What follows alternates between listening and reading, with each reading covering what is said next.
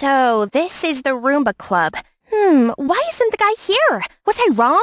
No way, I did lots of digging. Oh, don't take this the wrong way. I'm not a stalker. I'm just doing my job. It's obvious that there's something fishy about this case. Want to know the details? Please like and subscribe. I'm Faith McKinnon, the only daughter of a private detective. That probably sounds cool, but my dad is actually really carefree. Maybe that's why he only took on enough trivial cases to make ends meet. I haven't always paid much attention to his business, though. I mainly focus on studying, so our future can be brighter. What? What are you saying, sir?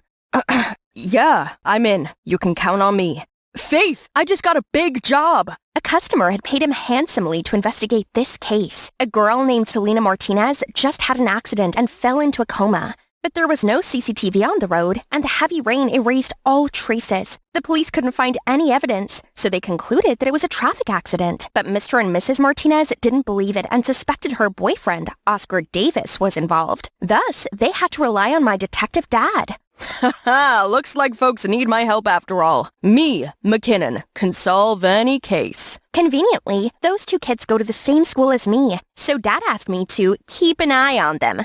Okay, nothing complicated, so I agreed.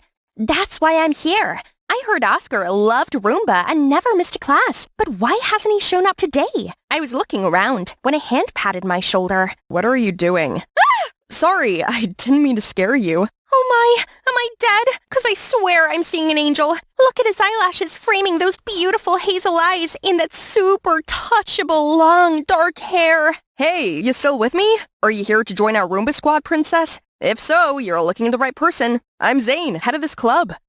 Yes, I'm Faith. I love Roomba. Well, joining this club will surely help me with my mission, won't it? But I knew absolutely nothing about this Roomba dance thingy. Gosh, how could they dance with those heels so freaking high? I tried to copy other students, but my legs were just not listening, causing me to stumble. And luckily, Zane caught me just in time. Are you good? Let me show you some basics before you hurt yourself. Or someone else. Then Zane took me aside, and we started to dance with his arms wrapped around my waist. With each twirl, I felt like he was pulling me closer and closer, and I couldn't stop blushing. Was Roomba supposed to always be like that? Then our eyes met. His gaze was so soft and dreamy and angry.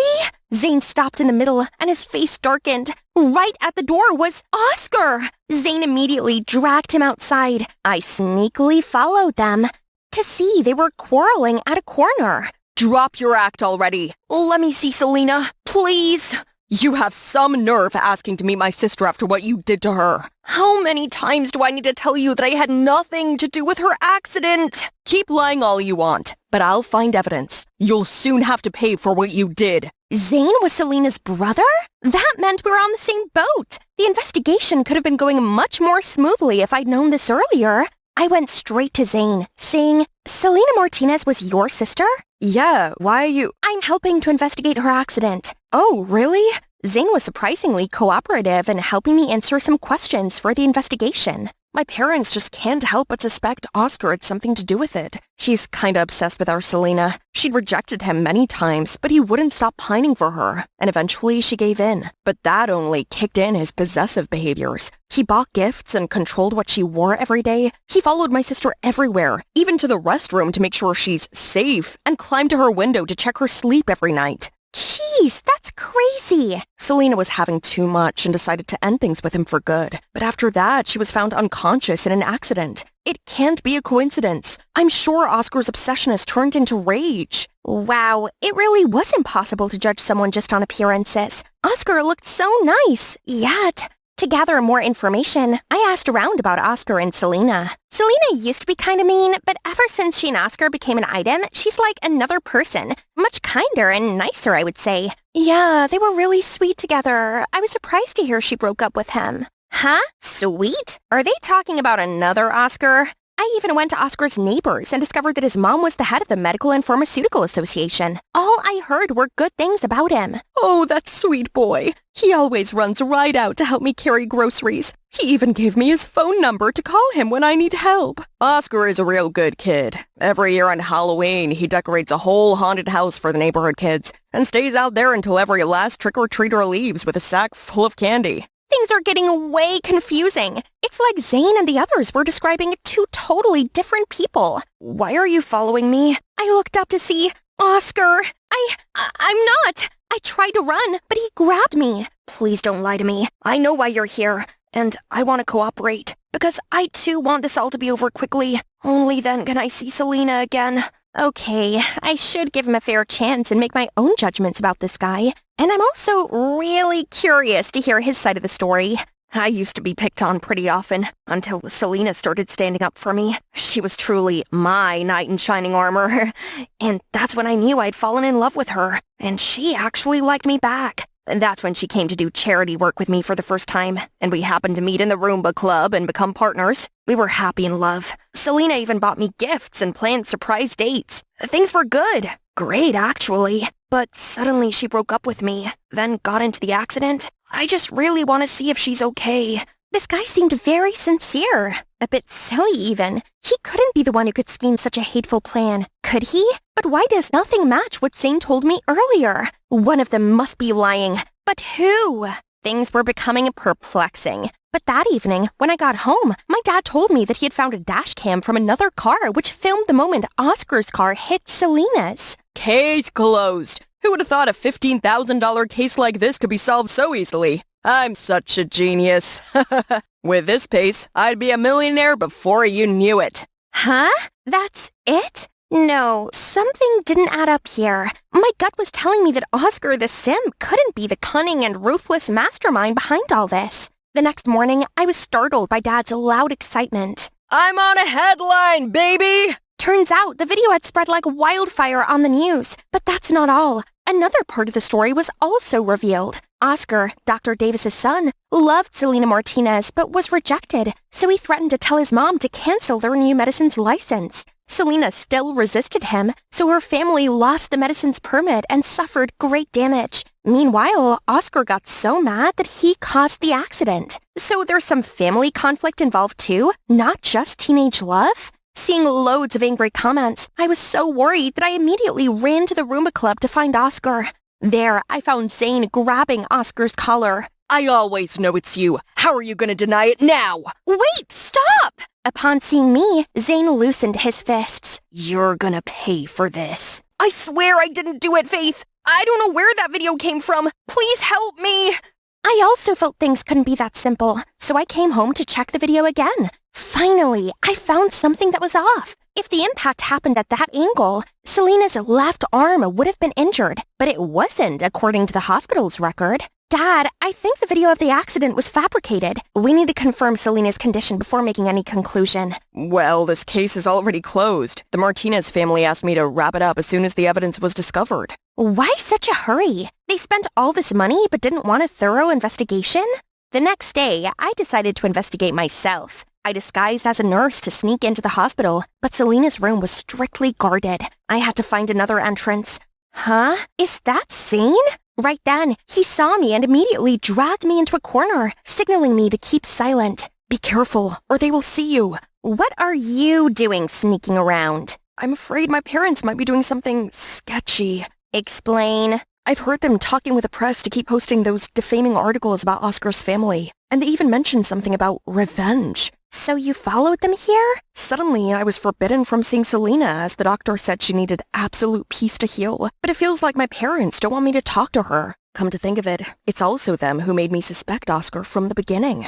That's what I thought. But why should I believe you when you've been saying awful things about Oscar? Maybe you're working with them. Last semester I studied abroad. That's when Selena and Oscar started dating. All the things I knew about them were told by my parents. Actually, believe me or not, I'm going to find out the truth with or without your help. Seeing his determined attitude, my heart softened a little. If it's true that your parents were up to something bad, are you still willing to expose them? If so, what they did is just wrong, and I need to know why.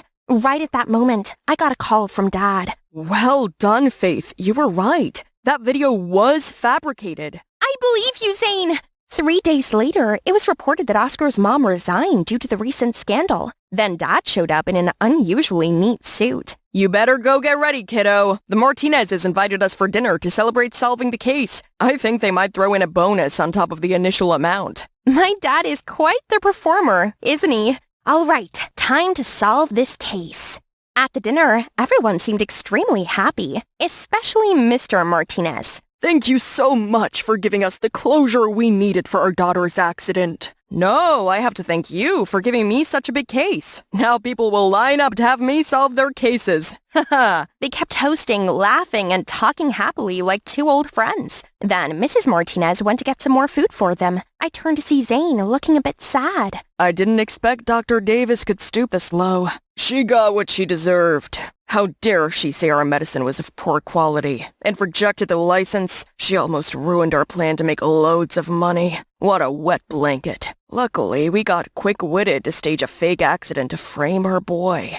Hearing that, Mrs. Martinez quickly ran to cover her husband's mouth, but couldn't make it in time. Aha! So you admit everything. I recorded them all. This will be evidence to expose you in court. We admit nothing. Check your recording. When I turned it on, it was all static. We couldn't hear anything. Unfortunately for you, this is the family business room, equipped with signal jammers and anti-eavesdropping devices, so you have no evidence. Mom, stop it! Right then, Oscar walked in, with Selena on a wheelchair. Why are you here? You're supposed to be at the hospital resting. All thanks to my mom. She knows someone in the hospital and could help Selena get out. Or else, how long were you planning to keep her locked up? It turns out Selena had woken up a week ago, but her parents kept it a secret. That's why Zane wasn't allowed to visit her out of fear that everything would come to light. Mom, that's not enough for you? You asked me to pursue Oscar at first to get close to his mom, but when the plan didn't work out, you then forced me to break up with him.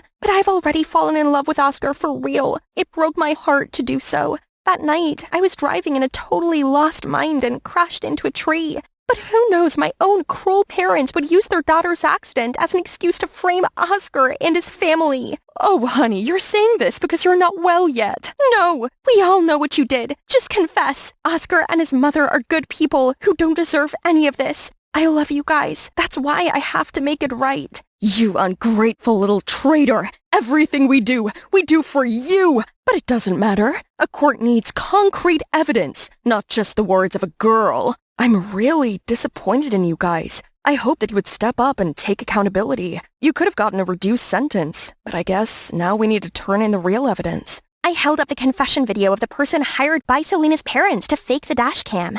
At this point, Mrs. Martinez fell to her knees, sobbing dramatically. I paid you to find the evidence against the Davises, not against us. Sorry, but we refuse to accept your money. We don't work for you. We work for justice. Soon enough, Mr. and Mrs. Martinez saw their day in court for their schemes, and the Davises' name was cleared. After the sentencing, Oscar's mom approached me and my dad. Thank you so much for fighting for the truth. You've saved our family's reputation. Our society needs more people who work and live for righteousness like you. I owe it all to Faith. Things would not have turned out the way they did without her master plan. From the fake resignation to Selena's hospital escape, and even arranging a play to expose the Martinezes. It's true that the apple doesn't fall far from the tree, isn't it? She's about to surpass my skill. I'll let you keep this for a few more years. It's true that I hadn't been interested in my father's job before, but this case made me realize my passion for solving crimes. So, we'll see. Now all the crazy things finally settled, Oscar and Selena are back together after everything they've gone through. They deserve to be happy with each other. Is this just me, or is their story really similar to Romeo and Juliet? Except in the end, they're happy together. Suddenly, Zane walked up behind me. Wanna dance? Are you sure? You're the one who said I was a danger to myself and others. Then it's a risk I'm willing to take. Hey, I'm Esther, of the rising TikTok channel at Aesthetic, where I share my passion for fashion. Look at my newest design. Cool, huh? Who would have thought newspaper was a great material for making dresses? I was trying one on and posing for photos when I heard a knock on my door. That's my mom and dad. Esther, we have some good news. We're moving! What? I'm being transferred to another branch in San Francisco. Can you believe we'll be living in that sunny city? No, we can't move. I'm a senior already. All my friends are here. Mom! Just get over it and start packing. This is our one chance at a better life. Why can't they understand that I'm not simply shy, but actually have major social anxiety? It's a real thing that I can't just get over. That's also why my 2 million TikTok followers still haven't seen my face yet. I could barely handle the stress from across the screen, never mind being alone in a brand new school full of strangers. Oh gosh, this place must be twice as big as my old school. It's gonna take forever to find the bathroom. Man, it feels like 1,000 eyes are on me. Or maybe not, but I can't risk looking around. What if someone makes eye contact? My palms are sweaty, my heartbeat is so loud I can hardly hear anything else. But then, some hot couple walked in and literally ate up the entire hallway's attention. Good, surely no one would notice me now. It was so exhausting running from one class to the next. Now, where do I sit? I walked over to a table, but no one batted an eye. I wasn't sure if I should sit down or not, when suddenly, a pretty girl appeared. Sky blue. Sorry? Anyway, you're new, right? I'm JoJo, class president. Come sit with us. I followed her to another table. Hi guys, got space for 2 more? Yeah, sure, the more the merrier. Oh no, that girl doesn't sound too happy about having me here. But it would be too awkward to just get up and leave. Hi, I'm Esther. Hey, didn't know they serve fresh tomatoes here. Finish your lunch, Amanda. We have homework to do. Phew. Yeah, think about your homework, guys. Don't mind me. I got to know the school layout a bit better, so the next day wasn't as hard. Until I saw some girl waving at me. She looked like JoJo, but her eyes weren't blue. Must be her twin sister or a doppelganger waving at someone behind me. You really just got ghosted in real life? And you call yourself class president? I flinched. So that actually was the class president from yesterday? How strange. Then, my absolute worst nightmare came true in biology class. We had to work in pairs. Okay, which group would like a new member? Anyone? Please? Help a girl out.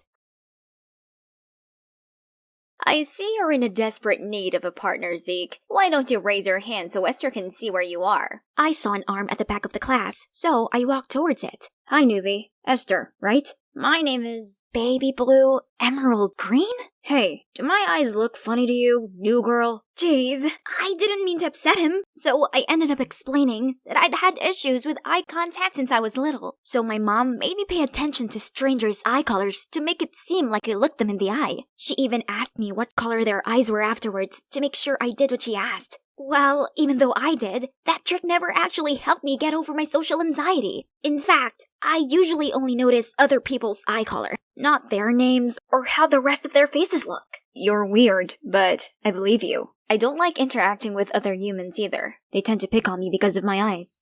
It shouldn't come as a surprise that us shy kids got along pretty well. Zeke taught me biology and chemistry after class, while I helped him with the Spanish homework. Thanks to him, lunchtime isn't as stressful anymore. We could chat away about anime for hours, and he's supportive of my fashion obsession. So I felt comfortable enough to tell him about my TikTok account. He still liked to tease me from time to time, though. Reader, what color are their eyes? You know, the powerhouses, Colin and Amanda over there. No way. I never look pretty guys in the eye, cause I'll immediately turn into a walking tomato. Same thing for hot girls. I don't want them to think I'm trying to pick a fight with them or something. You're that avoidant? Have you ever made eye contact with anyone here except me? Yep, JoJo, the blue-eyed girl. Blue? You know her eyes are brown, right? She likes wearing contacts. JoJo changes her eye color, hair, and accessories every week. She's quite a chameleon. Too bad she seems so smitten with that boring guy Colin Gray. Wow, someone clearly has a crush on JoJo.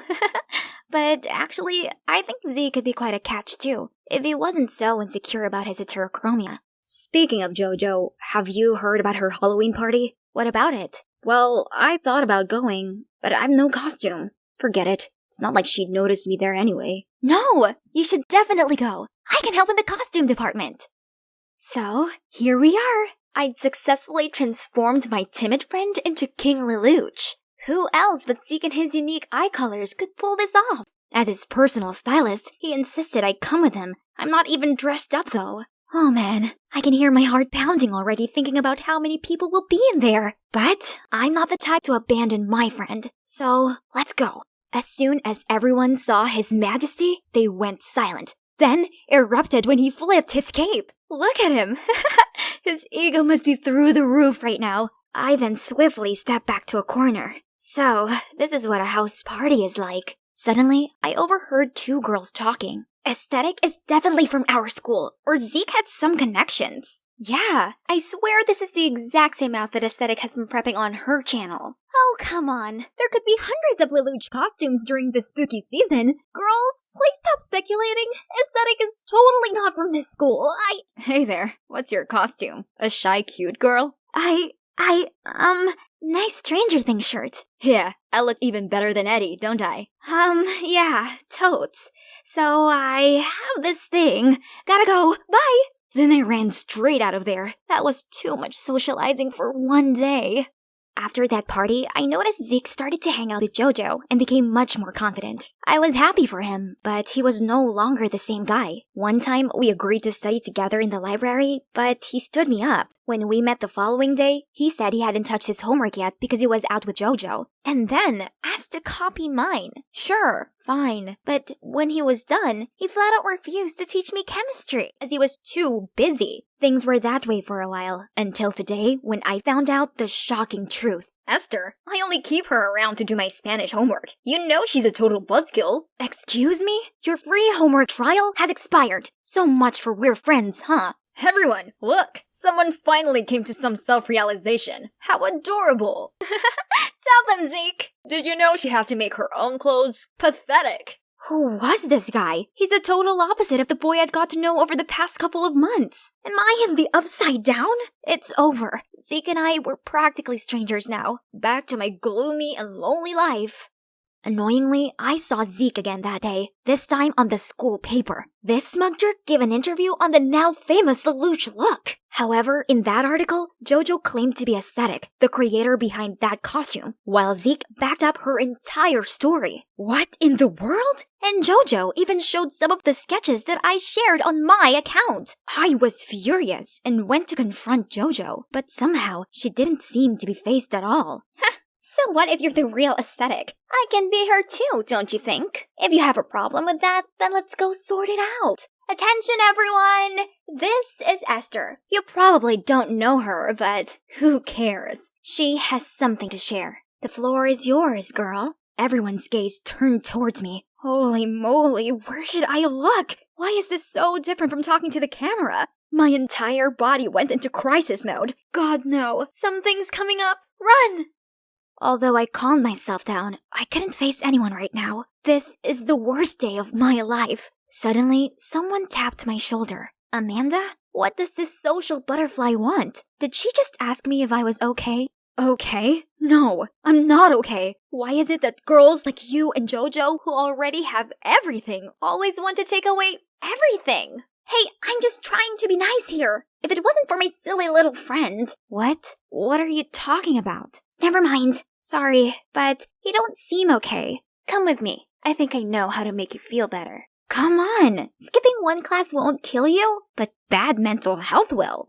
I wiped away my tears and went with Amanda, even though I barely knew her. But she had a point. The last thing I need right now is a stuffy classroom. Here it is! Go inside. There'll be someone who can help you. That's weird, but alright. I stepped inside, and it was like being hugged by the smells of wood and paper. It felt healing, for sure. I was browsing through the store, then saw Colin walk over. Startled, I stuck my face into an empty slot on a bookshelf to avoid him, but... This place is filled with dust! Surprisingly, Colin only smiled and gently wiped the dust off my face. If you're looking for your girlfriend, Amanda just left. She's not my girlfriend. And actually, I asked her to bring you here. What? Why? Just calm down. I got you something. How do you know my favorite genre? Because I've seen you read to calm yourself down before. Turns out, Colin had been observing me from a distance for some time, so he even remembered what I usually read. He was hesitant to talk to me though, afraid that all the unwanted attention he might attract would make me feel uncomfortable. But now, everyone knows I like you. Sorry about that. Don't be. It's my fault and my anxieties. I can help you with that. Esther, would you go to prom with me? How will that help? It will. Trust me. Oh, his eyes are gray? I realized I've been talking to him all this time just fine without using the old trick. What if this guy really could help me? On prom night, Colin drove me there. While he was parking his car, I waited in front of the venue. Out of nowhere, Zeke approached me. Listen, there's not much time. You gotta listen to me. Jojo plans to give you an award, but it's only to get you to stand on the X mark on the stage where the trap door is. She wants to humiliate you in front of the entire school because you're with the guy she likes, so be careful. What game are you trying to play here? Why are you telling me this? I want to make things right. Jojo took advantage of my feelings for her, and I was too blind to see that she only liked Colin, and she's been using me to hurt you. This is my chance to make it up to you, so please, don't go up there. It's a trap. Stop it already. I won't let you make a fool of me again. Right on time, Colin came to the rescue. Haven't you done enough? Stay away from her. I'm truly sorry, Esther.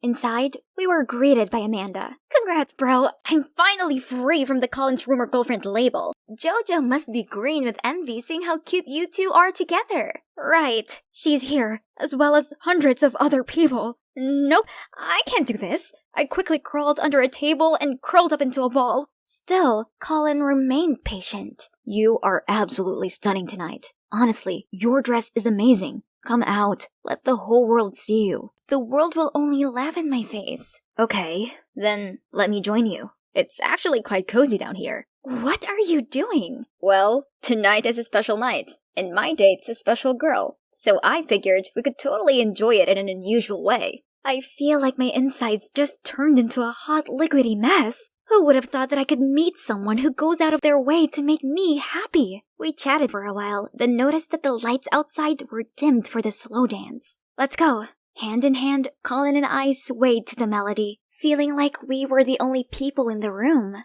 Then, the music suddenly stopped. They were about to present tonight's awards for remarkable students. And now, Best Dressed of the Night award goes to Esther Crawford! No way! What Zeke said immediately came to my mind. I turned around to see Zeke looking concerned and shaking his head. Maybe he'd been telling the truth after all. You don't have to go up there if you don't feel like it. Colin was as understanding as always. But then I saw Jojo's smug face. I couldn't let her win again, so I mustered all my courage and stepped onto the stage, but steered clear of the X mark Zeke mentioned. Thank you, everybody, but I believe another person deserves this award much more than me. She's none other than our hard-working class president, Jojo. That's so sweet of you, but it's yours. Please, step up to receive it. You mean here? No, one step forward. Here? Jojo became impatient and rushed towards me. No, you have to stand here! Right back at you, Jojo. Have a taste of your own medicine. Now that's some headline material for the school paper. So, today is the day. My long overdue face reveal. This is such a beautiful dress, right guys? If you're wondering who this strange girl is, hi, I'm Esther, and I'm the person behind @aesthetic. This dress right here, it's what I wore to senior prom. Settle in, I'm doing a face reveal and storytime video. I was skipping to the kitchen to see the apple bag Dad had prepared for my school picnic. Aw, how thoughtful of him. I excitedly took a bite, but it tasted like it had been left to rot for a decade. I frantically checked the bag and saw this was not the only bad one. Dad!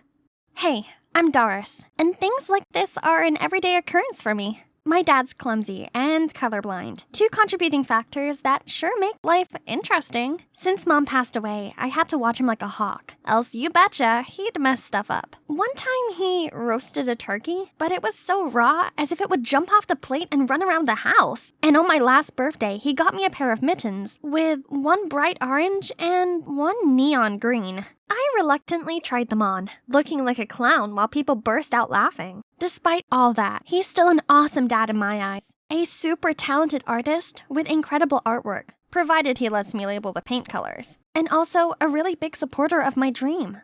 From the first time he helped me skate on the lake, I knew it was my life's calling. If I can be an artist, even though I'm colorblind, how can just a few bumps stop you from being a figure skater? Bravo! I'll definitely give him a 100, except that he does have one bonkers rule. No dating until I'm 18. Whatever, it's not like I gave boys much thought. The only boy I spoke to was my neighbor, Ben, and Dad seemed to like him. That kid's pretty good. He likes drawing and artists are caring people, just like me. And he seems to not attracted to girls either. I'm not sure about that, but it's true that we can never be a couple. His mushy manner is definitely not my type. Anyway, it's super fun having him as a friend. Since we were little, Ben always went along with anything I asked, from drawing me a unicorn picture from my room, giving me his only ice pop, to more exciting things, such as knocks and runs, and covering the neighbor's car in toilet paper. And now, he always escorts me to my skating practice a few towns away, and just sits there scribbling something until I finish. This whole month I've been practicing so hard for the upcoming big competition in town. I'm gonna bring a medal home. This is my time to shine. I started gliding, letting the rhythm control my movement. The cold, calming breeze pushed against me like I was flying. It's time for an axle jump. I sprang into the air like a cotton ball, but suddenly lost my balance and fell flat on my face. As a result, I was ranked 29 out of 30. Duh. But surprisingly, there was one judge giving me all high marks. Finally, someone saw my potential. I was beaming when this cute guy approached me. Hi, I'm Luke. Just wanted to say that you were absolutely on point out there. Oh, he's that guy. I really want to get to know you more. How about we hang out together? I'll take you somewhere as special as you are to me. This is definitely against Dad's rule. But oh boy, his killer smile made my stomach swoosh. So I ended up saying yes. I excitedly told Ben, but he gave me this sour-faced look. Hey, your dad will not be happy if he knows this. Just don't let him know. Luke is an expert, so he can help me hone in on my talent. You will keep this a secret, won't you? So here's my first date ever. Luke was so sweet. He complimented my ice skating and constantly gave me these loving looks. Our food arrived and delish! Bon appetit. I daintily tried the mashed potato and immediately felt the delicious taste of warm butter and chives and something pointy? A hairpin? I quickly stood up, demanding to see the manager, but Luke stopped me. Babe, you found the gift I prepared for you. Then he grabbed the hairpin and wiped it on his shirt and put it on my hair. Maybe this was a normal thing for guys to do on dates, right? Only his gifts show didn't stop there. Later I found a ring in my steak, then a keychain in my salad. You're cute, just like this Lotso. Isn't he the bad guy? But the cherries on top were the movie tickets in my sandwich. Luke, what's this about? I just hope we could bond over watching movies together. You hate it that much? No, I didn't mean that. Think about it. It was kinda weird, but also the sweetest thing that had ever happened to me. Luke had a funny way of showing it, but he made me feel special and giddy, and maybe in love. Before I could think straight, he was leaning closer to me. I closed my eyes and was ready for the most romantic kiss ever. But why were his lips so hard and unmoving? What? The menu? And holding it was Dad? You know this crazy old man? I am her father. Then Dad dragged an extra chair over to our table, plopped down, and started babbling on. Then, when Luke wasn't looking, Dad poured pepper into his coffee. Before I could say anything, poor Luke took a sip and spat it out everywhere. Sorry. I thought it was sugar. You see, I'm colorblind, so it was an honest mistake. After that, he accidentally splashed the sauce on Luke's shirt, then grabbed his glass of red wine and poured it over Luke, saying he was trying to clean it. Enough! Your old man is insane! No one will ever date you again! Then he stormed away. I was furious. How could Dad embarrass me like this? You're controlling, crazy, and do the stupidest things. You don't allow me to be me, and you just scared away my date. None of his apologies could move me. I had the right to make my own choices without Dad interrupting and being ridiculous. So I used my savings. I moved out of my home to start my new life. This freedom was greater than great. I could talk to any guy and go on as many dates as I wanted. Only, I know there's always were extra eyes on me. Do you get the feeling someone's watching us? No way. It's just you and me. I've had a great time. Do you want to do it again? Ugh! What the fudge? If Dad thinks he can stop me by messing around like this, he's totally wrong. It did quite the opposite instead. I started dating loads of guys, even if I didn't like them that much. It was so nice being spoiled by boys, and my room was always full of their presents.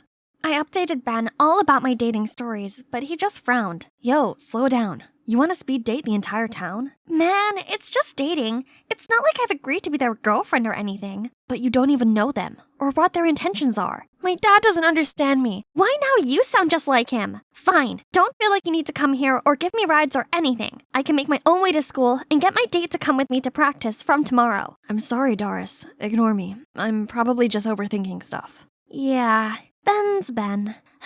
He's still the one I could count on after all. Anyway, being a serial dater can cause troubles. I muddled up Gregory's interest with Ivan's. And I forgot I already told Anton my hilarious story the third time already. I was late for my date with Hector cause my previous shift with Ryan went on longer than I expected. Ben being so exhausted from all of this dating, I fell asleep during my meal with Christian. Luckily for me, Ben was always there to help. What's up? You look exhausted. I don't know. Dating was fun at first, but now it left me no time to rest, and now I can't even distinguish those guys. Hey, what's so funny? Nothing. It's just nice not having to share you with an alphabet of guys. Don't worry, you're the only bee in my life. One day after school, a group of boys surrounded me and started accusing me of being a cheater. Hey, it wasn't like I was anyone's girlfriend, so it wasn't classed as cheating. I'm still single, so I can go on many dates as I can. Only, my outburst seemed to make them even angrier, as all these guys shouted at me. A cop walked over. Hang on, is that Dad? Hey, you boys stop bothering this young lady right now. I just finished a karate class already. I'll give you a piece of my mind. See? Hi-ya! Hi-ya! What a bunch of weirdos. Thank God Dad came here on time to save me. But it's such a shame that he saw I was a helpless failure at everything. So my shame became rage. Who asked you to show up and make a scene? Quit bugging me with all your nonsense. I can handle this myself. When I returned to my apartment, Ben was sitting there waiting for me. Overwhelmed with everything, I burst into tears. He pulled me into an embrace, and I instantly felt better. But then... Doris, stop with the games and just go home. Games? This isn't a game. This is my life. I deserve to live it how I want to. You're too much of a coward to ever understand that. As soon as I said it, I regretted it. Ben looked so hurt and mad. He just shook his head and left. I honestly thought he was the one person who would never leave. But whatever, I didn't need him, or Dad either. Now I had to prove to Dad that I was mature enough to handle independence and could find someone much better than Ben beside me. Just wait and see. Told you. Now God bless me with this guy, Mark, a super strong and macho BF who was always ready to protect me. Babe, look out! What? Just let me handle this. Then he moved me out of the way and punched right to the wall. Wow, that's a mosquito. Thank you for saving me. One time, we were strolling through the school's garden when I spotted Ben. I immediately gave Mark a cute damsel in distress look and said, Babe, I'm so tired. I think I'm gonna pass out. Don't worry, I'll take you to the hospital. Suddenly, he lifted me over his shoulders and carried me off. My head was spinning, and it made me want to faint, literally. I begged him to put me down and let me sit for a while. Then, I suddenly saw Ben frowning at me. Seeing me totally fine without him, how can he not be annoyed? But who was that? She started staring at his art passionately. Then, can you believe it? She asked him to draw her, and he agreed. I can't stay here watching this ridiculous play, so I grabbed Mark's hand and pulled him away. But that night, I kept tossing and turning, and the image of Ben and that girl couldn't get out of my head. No big deal. They were just super irritating, that's all. Too many things happened, and now it's time for me to focus on my figure skating dreams again, with my sugar plum. As he went off to buy us some drinks, who should come over to me but my first date disaster, Luke. Oh, you're still ice skating. Just give up already. I only gave you a high score so you date me. Don't flatter yourself. By the way, your crazy old man still doing good? Shut up. My dad was right about you, you jerk. Jerk? Okay, this jerk will tell the rink manager to ban you from coming here for good. I stared at him, open mouthed, not knowing what to say, when out of nowhere Ben appeared. I don't think the skating committee would be impressed by your fake scores, do you? All it would take is one email and you can kiss your position on the judging panel goodbye. How dare you! Then he left in anger. Right at that moment, Mark returned. Babe, skating sucks. Just quit it. Let's go for some trampoline then. Daris, go practice. No one dares to ban you now. Who the freak are you? Mark, stop! That's Ben, my friend.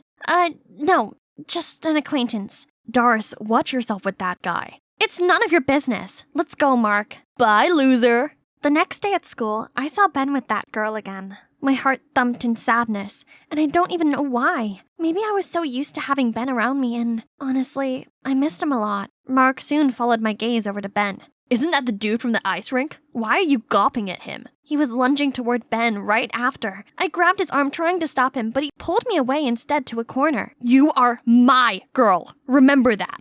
In front of me was a total stranger, not the normal Mark I know. He was supposed to protect me, but now all I felt was scared. I couldn't move. Mark leaned over to kiss me, and I immediately blocked him. What? How dare you? Oh no, I'm screwed. Terrorizing your own girlfriend, I see. Nice. Ben? Right on time. You're so done with me. Then Mark grabbed a flower pot and charged at Ben, but I panickedly pushed him over before he could do anything with it. He stumbled about, mumbling something, when Ben's fist came out of nowhere. You want another punch? Mark waved his fist at him, but then turned around and hurried off. I stared at Ben. I couldn't believe my eyes. He was strong and protective, totally different from the soft Ben I knew all this time. Daris, I think it's time for you to go home. Have you ever wondered why your dad really did that? Ben was right, and the day's drama made me realize how much I missed Dad. I wonder how he was doing. I arrived back to find Dad sitting all alone, dozing off, amid a pile of mess. He was in stained clothes, and on the easel was an unfinished picture of me. With tear-stained eyes, I ran to him and held him tight. I'm so sorry for leaving. I thought I would be okay by myself, but I'm definitely not. I miss you. You're back. I miss you too, darling. I felt so bad for upsetting Dad. When I calmed down, we talked through our problems. Sweetie, I know, it's just hard. You're all I have left. I just worry you're too young to make the right decision and can't bear seeing these idiots hurt you. But Dad, I need experience to learn and grow too. Support me, will you? Of course. I always wish you can find a kind man who understands, supports you, and is always by your side, and makes you truly happy. All those qualities reminded me of someone. I kept chasing after trivial things out there, thus forgetting the one who was standing by me all the time. So I immediately went to find him. Hey, Ben. Oh, hey. You'll be pleased to know I've moved back in with Dad. Yeah, that is good news. Look, Ben, I'm sorry. I've been an idiot. I took you for granted, and now I feel very bad for this. I, was wondering if you'll take me to practice tomorrow? I'll think about it. And I didn't expect to see you confronting a tough guy like Mark. You're not just a timid, arty type, are you? Who says I'm timid? I'm only like that when I'm with you 'cause it makes you happy. I'm actually fully capable of looking after myself. And, you. I arrived home in really good spirits after an exciting training session, and my mood took an instant nosedive to see my devious cousin Caitlin holding my diary. Oh, wow. So your crush is Leo, the swimming club captain, huh? Give me it back. I wonder if the whole school knows yet. Don't worry. Your devoted cousin is here to help. Thanks a lot. But I'll do it myself. Stop poking your big nose in my business. Hey, first, your nose is much bigger than mine. And second, about Leo, whatever. He'll be mine soon. Tit for tat. Payback for stealing my boyfriend. How ridiculous. And so not true. She should blame herself for having terrible taste in men instead. No thanks. I didn't want a player like him either. Hi, I'm Megan, the leader of the school scout club. I'm friendly, fun, and love going on adventures, just like my explorer dad. So of course, girls like Caitlin don't scare me. From day one of my dear cousin moving in with us, it was clear we were never going to get on. I love to run around the garden and learn interesting survival tricks with my dad, while Caitlin can't even stand a speck of dirt. Oh my god! Billions of germs are attacking me! Get me sanitizer! Now! And it didn't help at all that Caitlin's jerk of a boyfriend asked me out right after breaking up with her. Despite my clear disinterest in him, she blamed me. That's when we were officially like Cardi B and Nicki Minaj and the prank wars began. She drew on my face in permanent marker while I slept, stuck gum in my hair, and once she even tried to shave my eyebrows. But who am I, huh? I can beat her with only one move. But now, the stakes have been raised. She's going after Leo. So I need to confess my feelings to him ASAP before Caitlin butts in and ruins it. The perfect opportunity would be the upcoming school field trip for top students, which Caitlin definitely can't join. And there'll be plenty of chances for me to impress Leo. But there's one slight problem. It's by a river. OMG, thinking of it made me want to pee my pants already. I have thalassophobia, which is an intense fear of large bodies of water. Of course, I keep this a secret because no one will take me seriously as a scout leader if they find out about this. However, this is a once-in-a-lifetime deal, and no way can I just sit at home while Caitlin digs her claws into Leo. So, I signed up for the trip, and set up a master plan for it. Baby steps. I mean, literally. I signed up for swimming in a kid-friendly pool. Easy peasy lemon squeezy. Oh, but why are my legs trembling like this? Ha ha. It's not like I've morphed into a jellyfish or something. Look, the pool is turning into the scary ocean ready to swallow me. Help! Suddenly, a boy with a floaty bumped into me. I fell on my butt and my leg touched the water. Something grabbed me. Loch Ness Monster! It's eating me alive! Just then, a kid popped up and started laughing at me. It's okay, Megan. Happy thoughts. Think happy thoughts. This is much better. But then I felt splashes everywhere. I tried to avoid them but ended up toppling over and fell into the water. Panicking, I spluttered and flailed about. I couldn't care any less about everyone looking at me weirdly anymore and just screamed for dear life. Suddenly, strong arms pulled me out of the water. Then that guy carried me, and my face pressed right against his chest. Holy moly, it felt harder than a rock. You all right? Oh, my Superman, I'll be your Lois Lane. Ew, snot is streaming down your face. Disgusting. Gosh, this is so embarrassing. I got dressed at the speed of light and ran out of there. Hang on, something isn't right. Hey, missing something? Jesus, this jerk still tried to embarrass me at the last minute? The only good guy in this world is my Leo. As if it's still not enough to call it a day, I came home to see Caitlin watching a scary movie about a giant shark. Sup, scared of me already? It's not too late to cling onto my leg and beg. Who's scared? This stupid show. It's obviously all CGI. There's no shark in the world that could be that big. And, they're labeled as dangerous, indiscriminate killers that eat anything in sight, but in fact, sharks are most often the victims. Whew. My acting was not so bad, was it? Finally, the field trip participants list was published. Of course, my name was on it, and Leo too. But wait, why is Caitlin here? She's always wrapped up with boys instead of studying, and doesn't even remember the multiplication table. What? Can't accept the fact that I'm a genius too? FYI, I'm super quick at math. Really? So what is 356 plus 445? Easy, 234. Huh? That's not even close. But it was quick. See ya on the trip. I'll be watching you, sis.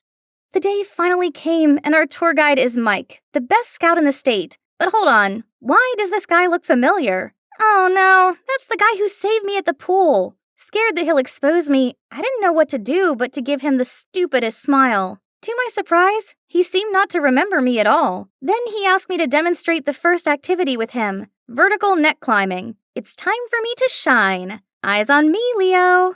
Gosh, this guy climbed like a monkey, but don't expect me to accept a loss. I was enjoying the victory when Caitlin approached me. Everyone knows that muscle power is only to make up for a tiny brain. Yeah, great shout, Megan. Use all your energy up in one go just so you can show off. Are they cut from the same cloth? Never mind. Leo's looking at me. His eyes are so dreamy. That was even more powerful than 10 cans of monster drinks. Nature hunt, monkey bridge, Tarzan rope, all these challenges didn't make me break into a sweat, and Leo even came to praise me. That's incredible, Megan. How can you do that? Oh, Leo, I only had an apple for breakfast, so now I'm having hypoglycemia or something. I'm so dizzy. OMG, my dear cousin should really get an Oscar nomination for her fake act. I gave my sweetest smile and helped her. Just so when Leo wasn't looking, I tripped her up and she fell face first into a muddy puddle. Leo tried to wipe it off, but ended up turning her into a monkey. Then Mike walked past and said, Wow, this layer of makeup is a big improvement. His cattish tongue seemed not to leave anyone alone. In the afternoon, I took my free time to wander around and saw a pretty bird. I wonder what it is. That's a red-capped mannequin. Very popular in Central American forests. Wow, good knowledge. Thanks for telling me without being asked. They have a signature dance to impress their mates. Any idea? A moonwalk that rivals Michael Jackson's. Wait, what? Why did I laugh so hard? He might be funny, but he's still a jerk. The last activity of the day was using rocks to make fire, and I was paired with Leo. Thank you, universe. I squidged up close to him and offered him a mint. He happily took it, but then suddenly turned red and started choking. I leaped into action and hit him hard on his back, making the mint fly out. Leo immediately took my hand. My guardian angel, where have you been all my life? Anyway, would you like to join me for a walk later? I have something to tell you. Yes! Sure. Where do you want to go? The riverbank. Romantic, right? River? I'll die there. But so what? This is my chance. If I die, I'll die under the title of Leo's girlfriend. Totally worth it. I arrived to see Leo already waiting. His skin was glistening beneath the setting sunlight. He was like my very own Edward Cullen, but it didn't make me any less scared. Oh, you're here. You look pale. Are you sick? Oh, no. No, I'm fine. Great. Let's get on the boat to enjoy the view. I closed my eyes tightly and squeezed Leo's hand. Then Leo kept talking, but I couldn't hear anything until... Megan, I've admired you for so long. Will you be my girlfriend? I turned into the ripest tomato, but managed to blurt out, I'd love to. Gotcha! Gosh, why is Caitlin here? I was still in shock when Leo jumped out of the boat and high-fived Caitlin? Then they kissed? Surprise! Now you know how it feels to have your dream guy stolen away. No! Please, I can't stand it. The water is scaring me. Just enjoy the view, Megan. Where's that fierce girl gone? Your mom told me that you have thalassophobia, but I didn't expect it to be so real. Don't worry, I'll show this to the whole school so they'll come rescue you. Good luck, cousin. Leo and Caitlin walked off holding hands. I stayed as still as I could in the unsteady boat. The world was spinning around me, but I couldn't do anything but cry. Time went by like a decade had passed. Then I felt a pat on my shoulder. Mike stretched out his hand, then swooped me up in his arms and carried me to the lawn nearby. But how did you find me? I saw the video Caitlin just posted, then immediately went to look for you along the riverbank. Is that so? How embarrassing. He kept silent for a while, then said, You might not know this, but I used to be freaked out by heights. My acrophobia is better now, but still. No way! You nailed the climbing challenge earlier. If you want to overcome your fear, then you have to find a way to face it. Be courageous. Don't let it become a weakness for others to laugh at. Then he gave me the sweetest smile, and right at that moment, he looked kinda different to me, more attractive. That night, I shut myself away in my tent while the others gathered around the bonfire. I wasn't ready to face anyone just yet, and my mind was too restless to sleep. The next morning came the boat race. When I arrived, all judging eyes were on me. I was nervous, but soon plucked up my courage and spoke out. Hi, everyone. I'm Megan, and I have thalassophobia. So I can't complete this challenge. I'm embarrassed. Not about my phobia, but about letting myself live in fear of it. I love being a scout leader with all my heart, so I'll try to beat this. Fear is not your enemy, it is your motivation. Then I walked off to cheering and clapping. Back at the tent, I saw Mike waiting for me. That's the spirit. You're really brave and have the qualities of a true adventurer. Even when you're not in the game, you've already won the special prize in my heart. Everything went smoothly after the field trip. Even Caitlin stopped bothering me. She must be busy being lovey-dovey with her new love. Until one day, I saw her arrive home sobbing. What happened? That jerk Leo, he cheated on me with 3 girls at the same time. Excuse me? Why is my life so miserable? I know I can never outsmart you or be as brave, as confident as you, but do I not deserve at least one nice thing? I didn't know Caitlin had this self-deprecating side. Suddenly, I felt sorry for her. She is my cousin after all. Don't cry. I'll help you teach him a lesson. Really? Megan, I'm sorry for letting my jealousy turn me into a monster. Are we good? The next day at school, we stepped into the hallway and heard a horrified scream. It was Leo with his locker full of cockroaches. He freaked out so much that his friend had to catch him before he fell over. Oh, Leo, I am just warming up. I gathered my classmates and showed them the extra special gift I'd prepared for him. Hello, everyone. This time on Name a Cockroach After Your Ex, we have here a gentleman named Leo Whittemore. Happy Valentine's Day, everyone! Everyone burst out laughing and Leo literally fainted. And now he's known as Leo the Roach. Actually, this was all Mike's idea, so we can both retaliate against Leo and donate to the Cry Me a Cockroach Wildlife Fund. And back to me. To make things right, I decided to go back to where I started. I realized nothing is impossible when you believe in yourself, and when you have a perfect companion to give you the gentle nudge you need.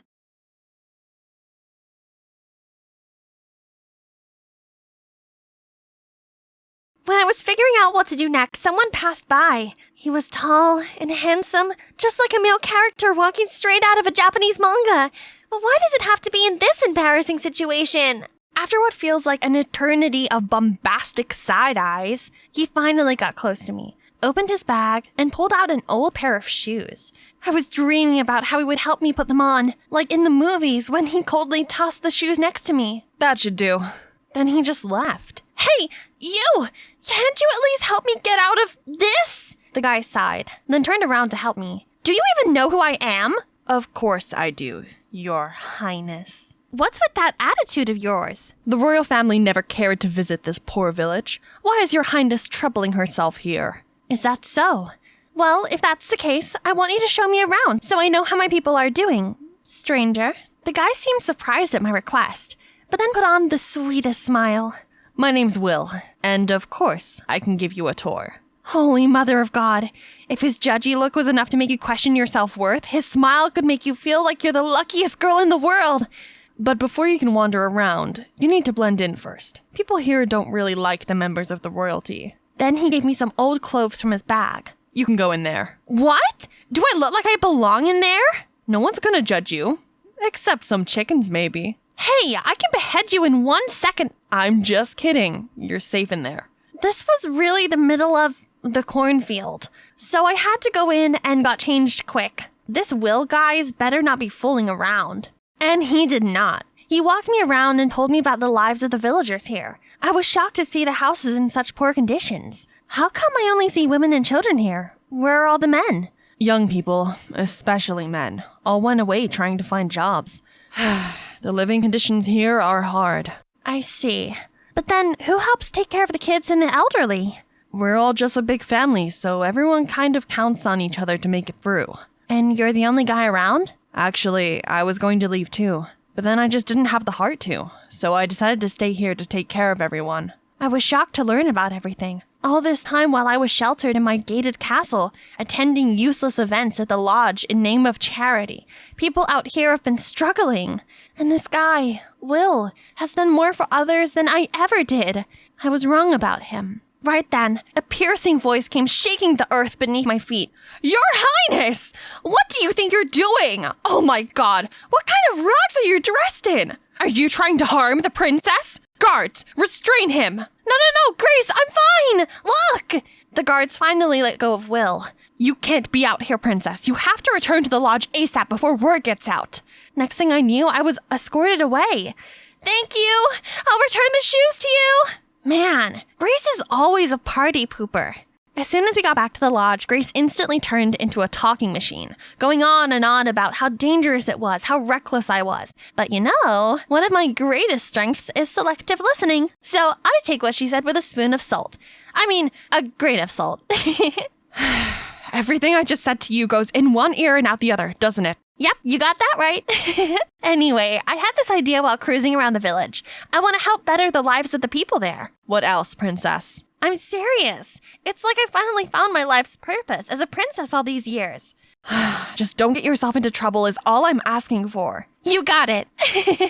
That night, I racked my brain trying to think about how I could help the villagers. Aha! I'll give them the nicest things in the world, just like how the fairy godmother helped Cinderella. So the next day, I ordered my servants to pack boxes of gifts to deliver to Will and the other villagers. If you could have anything from the royal family, what would you want? I'm so sorry, princess. I don't know what I did wrong. Please don't fire me. Chill out. You're not fired. Just answer me. I don't know. Maybe expensive clothes made out of cashmere or mulberry silk would be nice. Right. Pack all the royal gowns then. From blueberry silk, of course. Princess, it's mulberry. Yeah, that. What else? Get all my tiaras too. But that's your tiaras, princess. Nah, I never wear them anyway. Oh, don't forget some royal tableware and tea sets too. I want my people to have the most enjoyable dining experience. After having the gifts sent over, I also gave the order to build a tea house in the village where people could read and have a cup of tea together. It feels so nice to finally be able to do some real charity. In the days following, I still had to resume my charity duties at the lodge, namely helping out with the laundry. But of course, it was just for photos. Feeling exhausted, I decided to get a massage with Liam and Grace afterwards. But who knows, it would tickle so much. It's like a thousand feathers poking at my soles. Your Highness, are you okay? Looks like you're dying over there. Help! Help me!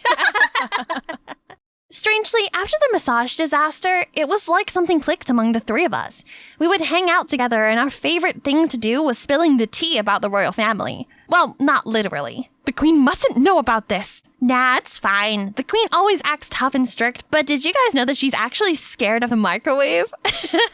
Your Highness! I heard some other rumors on the streets too. A royal member once snatched a scarf from a woman and never gave it back just because they liked it so much. Oh, I bet it's Princess Aurora. She's crazy about fashion and all that nonsense. We never get along, though. But just when a maid was putting down a spoon next to me, the butler suddenly flew off the handle. This is the dessert spoon, and that is the teaspoon. How could you not know this? I'm terribly sorry, Princess. I'll... It's just a spoon. You're excused. Don't worry about it. Agreed. We don't care about the stupid rules. Now, if you could leave us alone. They finally left. Ugh. I wonder if these people ever got bored of themselves being boring. Even though I had fun with Grace and Liam for the past couple of days, I've been longing to get out of the lodge again and explore the grounds. So one time, while Grace was back at the palace running some errands, I immediately took my golden opportunity. I was so excited to see how my people were doing with all the nice things I've sent to them. Oh, I bet they're looking as elegant as the royal family now. Maybe they're busy riding the horses I sent. Oh, actually, they might even be having a tea party now. I can't wait to join them. But when I got there, the village looks the same. And is that the sovereign's orb they're playing with? No, that's not a toy, and you're holding it upside down. That's when I turned to see, by the river, the woman pounding on the cloves with golden golf clubs from the late king. Just when I was heading towards them, I caught sight of the tea house, full of pigs, horses, and chickens inside. Did they seriously turn my elegant tea house into a barn? I guess animals are having a grand tea party in there. Right then, some woman passing by noticed me. Is that the princess? I can't believe she still has the audacity to show up here. I thought she was different, but she's just like the rest of the royal family. A bunch of useless, ignorant snobs. They don't even know what we need. What's all the use in these luxuries when we can't even afford basic necessities? I felt like reality had smacked me in the face for the first time in my life. Turned out I wasn't helping them at all. Just then, I saw Will nearby, but upon seeing me, he just sighed and turned away to leave. Trust me, all I wanted was to help out, but I just don't know how. You should just go back to your lodge, princess. No, let me stay here and live with everyone to understand what my people are going through. That's not possible. You grew up with abundance and wouldn't last a day here. That's why I want to learn, so I could really be helpful and give everyone what they need. Please help me, Will. He still seemed hesitant. Just treat me like everyone else here. I promise I'll try my best. Will seemed surprised at how determined I was, and he agreed to give me a chance. I was over the moon and ready to start a new venture. But when I got back to the lodge to pack my things, I was informed that the charity program was over and all of us were to return to the palace the next day. I had to go find Liam. Seeing him reading in the garden, I told him I had some emergency that needed my attention here and asked if he could help cover up for me. I was ready to get on my knees if I needed to when... Sure thing. Just do whatever you need to. But aren't you mad? I know I was supposed to be spending time with you just as the queen wanted me to. You know, the marriage and stuff. Girl, I got your back. Saying that, he got on the phone with my mom. Your Majesty, the princess and I are enjoying our time together so much and wish to be allowed to extend our stays here. And of course, the queen was more than happy to agree. But I knew there was one more obstacle to overcome. Grace. When I told her I needed to live outside the lodge for a while, she immediately opposed the idea.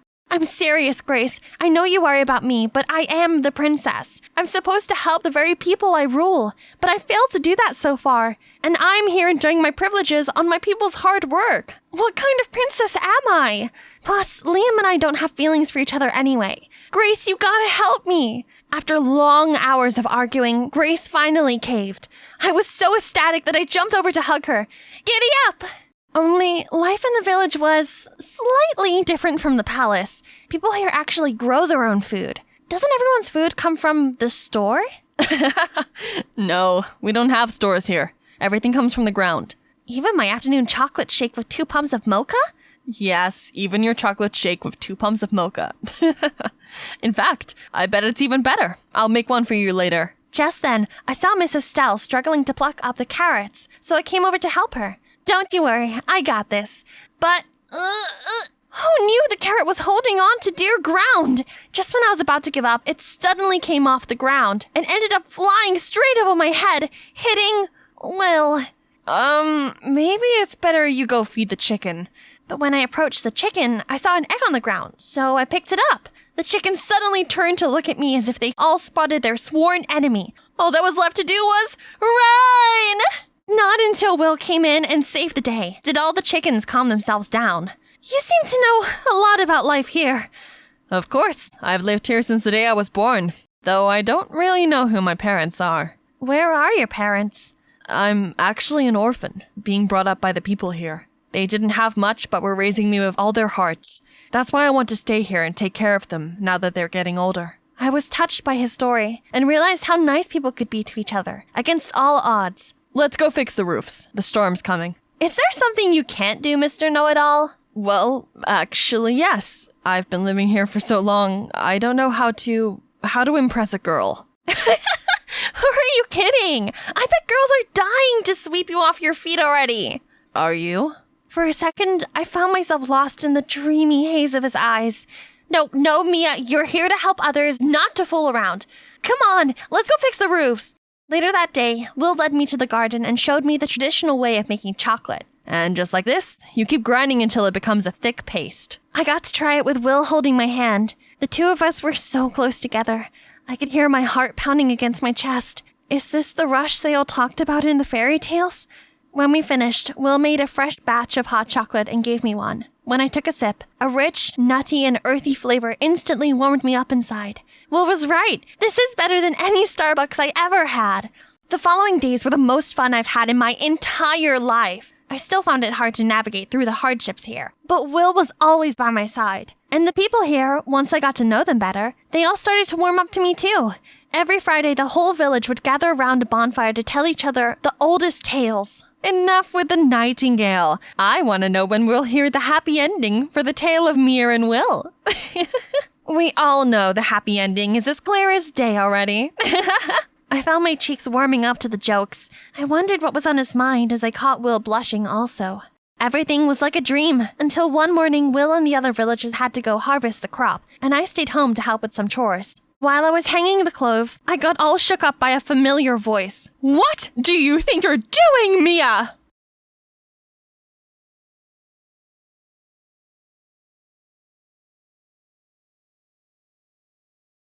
Here I am at a press conference, standing in front of countless reporters. Oh, no, that's not me. There you go. I'm Alexia, 17 years old.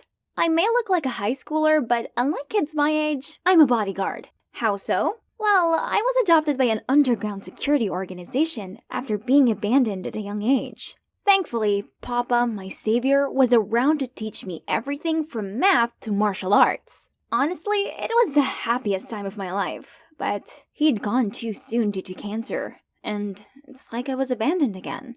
Didn't leave me any time to grieve. The organization put me on training from dusk till dawn, saying I needed to make my Papa proud. So I always tried my best and stayed on top at martial arts. However, due to my clumsiness, I ended up as just a bodyguard for VIPs with a codename 036. How boring. Until one day, I was summoned by the boss. 036, we have a special task for you. His name is David Smith, principal of Woodford High School. Another doll escort, again. You will investigate Mr. Smith for a financial regulation violation by disguising as a new student at Woodford and collect everything related to him, his wife, and daughter. So be extremely careful. Is that clear? Yes, sir. Finally! Goodbye, boring bodyguard job! Time to prove myself. I'll make Papa proud, and to be honest, I'm also excited to experience the life of a high schooler. Now, I needed to do some shopping. Since I only have suits to wear on duty, I didn't know how to dress like a real student. Oh wow, look at all these dazzling clothes! After a lot of contemplating, I decided to take this pretty dress. This thing, and also these. They're matching, right? But the saleswoman asked me if they were for my little sister. Huh? What did she mean? Then she picked out something else for me. I was about to try it on when a scream startled me. Help! Thief! Help! Ugh, not a single day went by without trouble. I bolted in that direction and, aha! Not today, thief! Are you crazy? I'm not the thief. Let me go. Just then, I heard a thud and saw another man in blue being tackled to the ground by 2 security guards, while a woman snatched the bag out of his hands. Oops, I just caught the wrong guy. I immediately released him. Turned out he was chasing the thief too, but no matter how much I apologized, he kept rambling that I was a violent lunatic, and even suspected me of being an accomplice. This guy was unbelievable. He better wish he'd never see me again, else the next kick won't be a mistake. Today is my first day at school. My disguise was so good, even I couldn't recognize myself. There's no way I'd get caught. From now on, I'll go by the name Alexia. Much better than 036, isn't it? Wait, I know her. Bella Smith, one of my objects. Wow, the audacity of those girls to pick on their own principal's daughter. Alright, Alexia's coming to your rescue. But not in my normal way.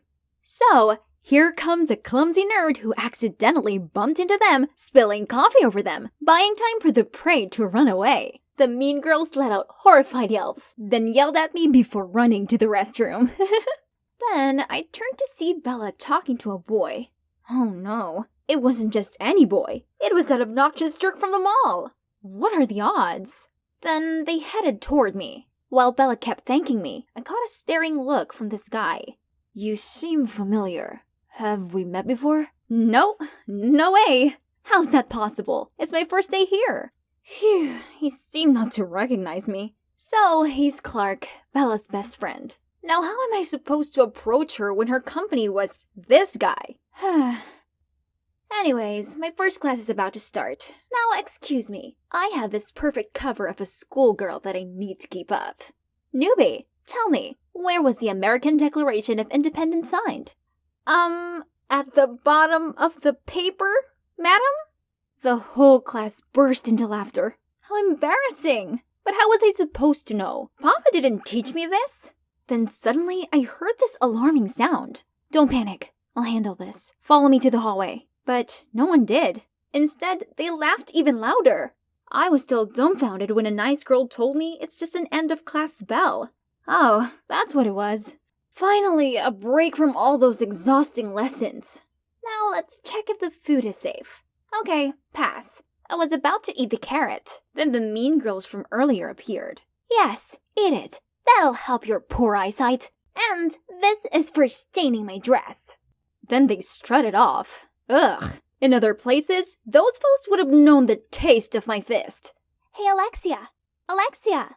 So noisy. This place is like a beehive. Alexia. Oh wait, that's my new name. I turned around to see Bella. She wanted to join me for lunch. Here comes the chance. But nope. The tag-along Clark is also here. Jeez. I asked Bella why those mean girls teased her, the principal's daughter, but she just shook her head unknowingly. But I think I've kind of figured out the reason after talking with her. I noticed that she was a bit slower than her peers, as when I cracked a joke, it took her a while to understand and laugh along. So, prying out information from her should be easy. If only. You've just moved here. How do you know she's the principal's daughter? I heard from others. This party pooper. Jeez. The first week didn't go too well, as I was still getting used to being called Alexia and not inspecting my own locker. Also, this load of homework? In general, I enjoy learning stuff at school, but the mission hasn't progressed one bit. I had to pick up the pace, so using the voice changer, I tricked Mr. Smith to leave his office, then sneaked in there. But suddenly, Bella came in. Panicking, I blurted out I was cleaning the desk for the principal. She seemed convinced and even joined me. Another time, I saw the principal talking to someone in the hallway, and was about to take pictures with my spy camera pen when Clark appeared and bombarded me with stupid questions. Jesus Christ, if things carried on like this, when on earth would I finish my mission? One day, I spotted Bella in trouble with the mean girls again. Ugh, do these brats ever learn? This is too much. I need to settle this once and for all. So I ran over and quickly pulled Bella away, telling her to run. Then, I threw my famous flying kicks, along with some front sweeps, and got all the meanies knocked on the ground in a blink. Justice served. I dusted my hands together in triumph, but has Clark just witnessed everything? This guy was way too suspicious. He probably would ruin my secret mission someday. I need to look into this guy. And it didn't take long for me to find out he wasn't from a wealthy family like most of the other students. He got into this prestigious school on a scholarship for being brainy. Now here I was in Clark's family's bakery. Oh, this girl has his eyes and hair color. We talked and immediately clicked. She was Enola, Clark's sister. She has Down syndrome, but she's a real talent. Look, aren't her designs stunning? I was flipping through Enola's sketchbook when Clark suddenly showed up and dragged me outside. Why did you follow me here? I know you're up to something. Who is the suspicious one here? It's you who always coincidentally appears wherever I am. I only followed you here because you've been stalking me and looking shady. That got Clark speechless. Then his sister came to us saying, Alexia, Enola really likes playing with you. Rather, let her come inside. His attitude completely changed hearing that. He gently told me that other people often tease Enola because of her condition. He also apologized for misunderstanding me and offered me a free cinnamon swirl. Wasn't this the first time I'd seen him smile? I'd never been so close to him like this. And suddenly, I felt something churning in my stomach. Perhaps I'd eaten too much. After that, our conflict was naturally settled. Me and Clark became closer, and I got to know other aspects of him. He was really gentle and helpful. The more we talked, the more flutters I felt. Oh no, what's wrong with me? Worse still, I even started to feel uncomfortable when Bella was close to Clark. He always helps her with the smallest things, like opening the door, holding an umbrella for her, and even opening water bottles. She always overacted as if she wanted Clark to protect her all the time. No, get yourself together, Alexia. No, 036, you have a mission to do. So, I faked having period cramps to get out of PE and sneak into Mr. Smith's office again. I rummaged through the trash can, but there's nothing useful. Then I noticed a locked drawer. And guess what? There was a notepad and an envelope full of money. Then by shading the paper with a pencil, the letters gradually appeared. It's an address and a time. So the principal's going to make a transaction there? Got it. Then on the way out, I clumsily knocked over a pile of documents on his desk. Wait, there was a picture of a woman holding 2 babies with scribbles. I'll love you 3 forever. But Bella told me she was an only child. Then who's this? And here's that place. The middle of nowhere. Exactly where something fishy would happen. 4:29. It's almost time. Someone's coming. Wait, it's the woman in that picture. She's older, but it's definitely her. And then Principal Smith appeared. They seemed really close. They'd been talking and he handed her an envelope. That envelope. So she was his. What now? Haven't given up on stalking others.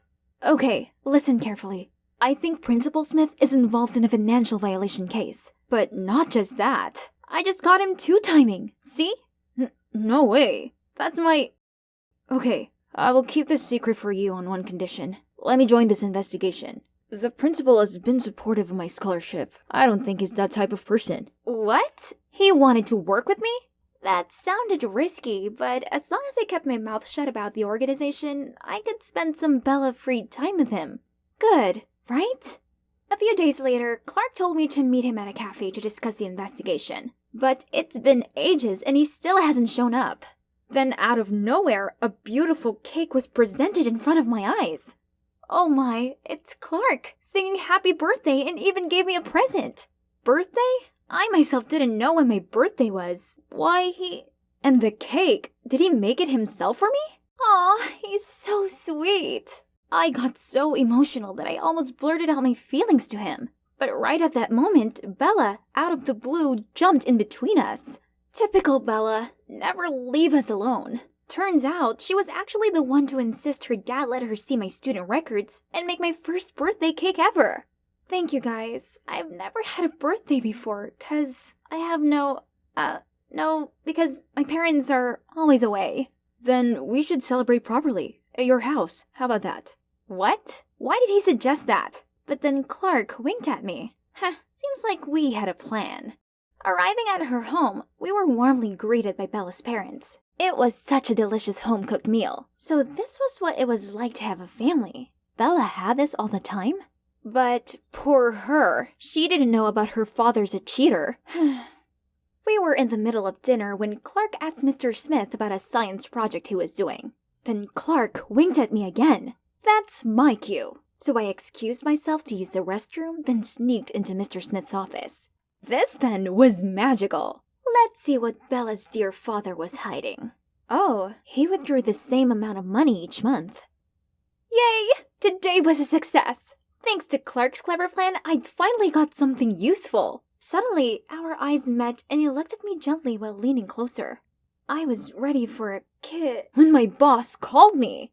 I did not assign this mission for you to play house with that criminal. You have 3 days, or else I'll have someone more capable taking care of this. Such a waste of your papa's expectation.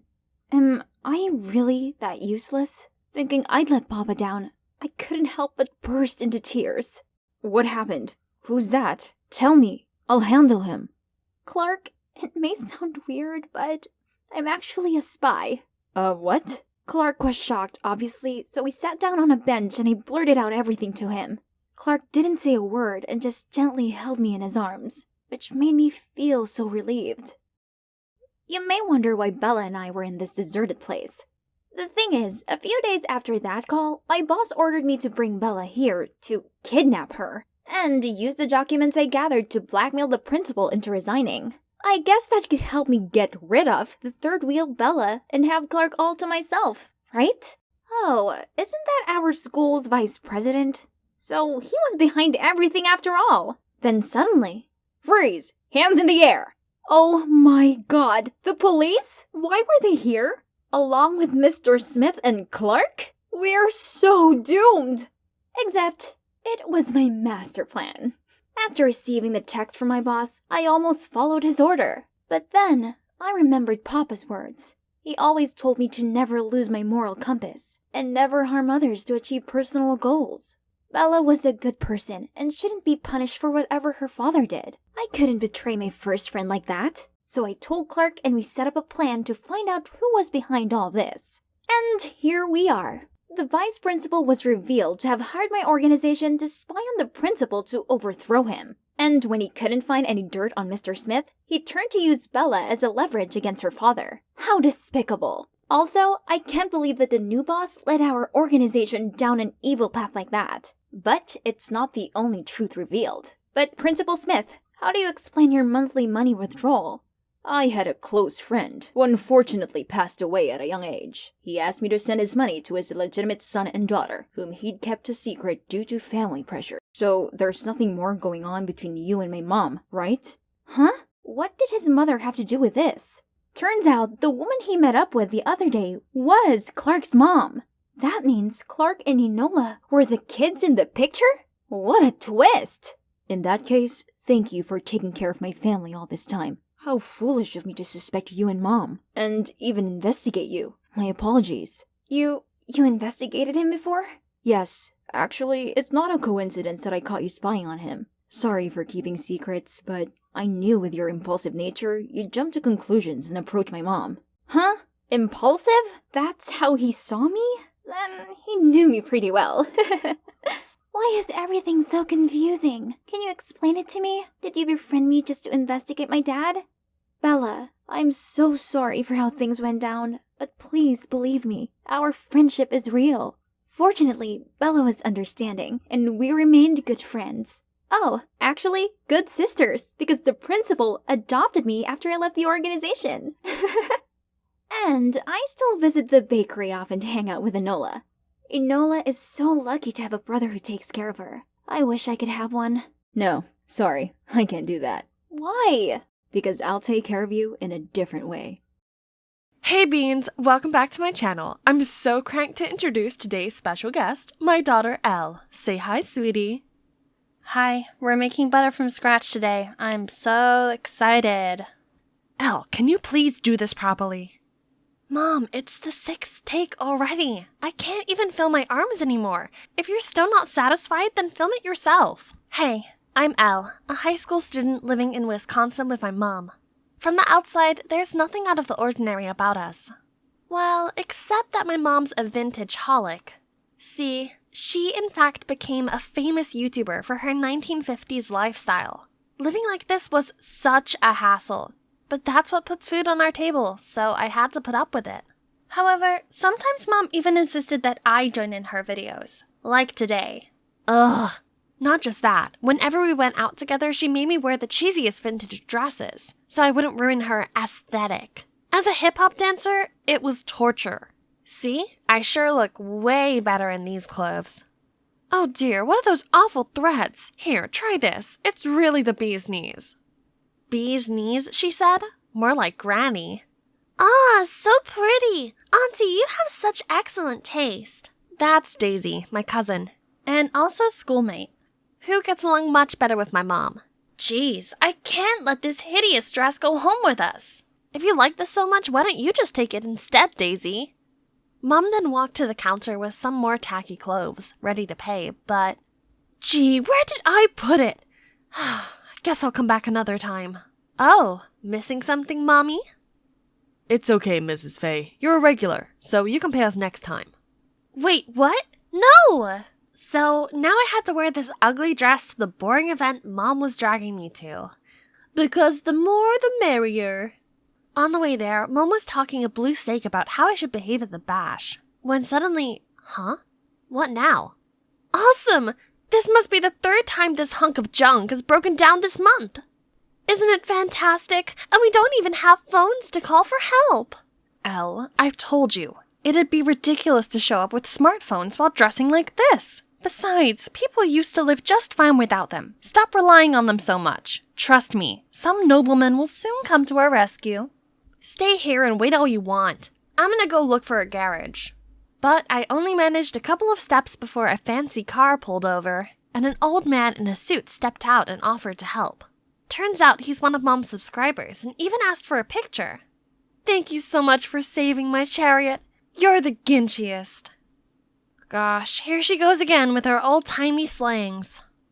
Eventually, we reached this Antsville, and as soon as we arrived, Mom immediately ran to her celeb friends and posed for photos, leaving me lost and confused. While I was trying to navigate through this madness, some whispering caught my attention. Isn't that Faye? She's so extra. I can't even get past the first 5 minutes of her videos.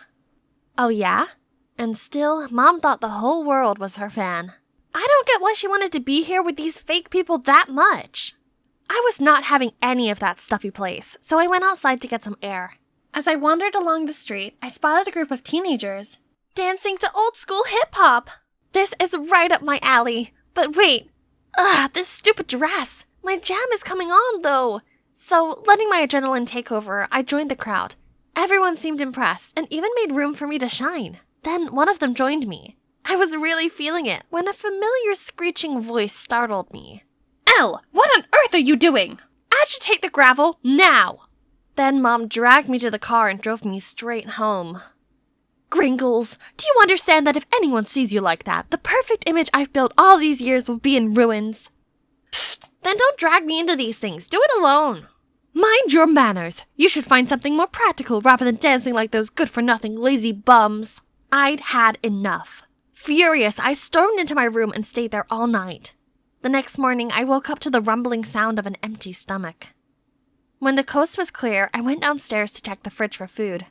Ew, what's that rotten egg smell? Jesus, this fridge must be from Napoleon times.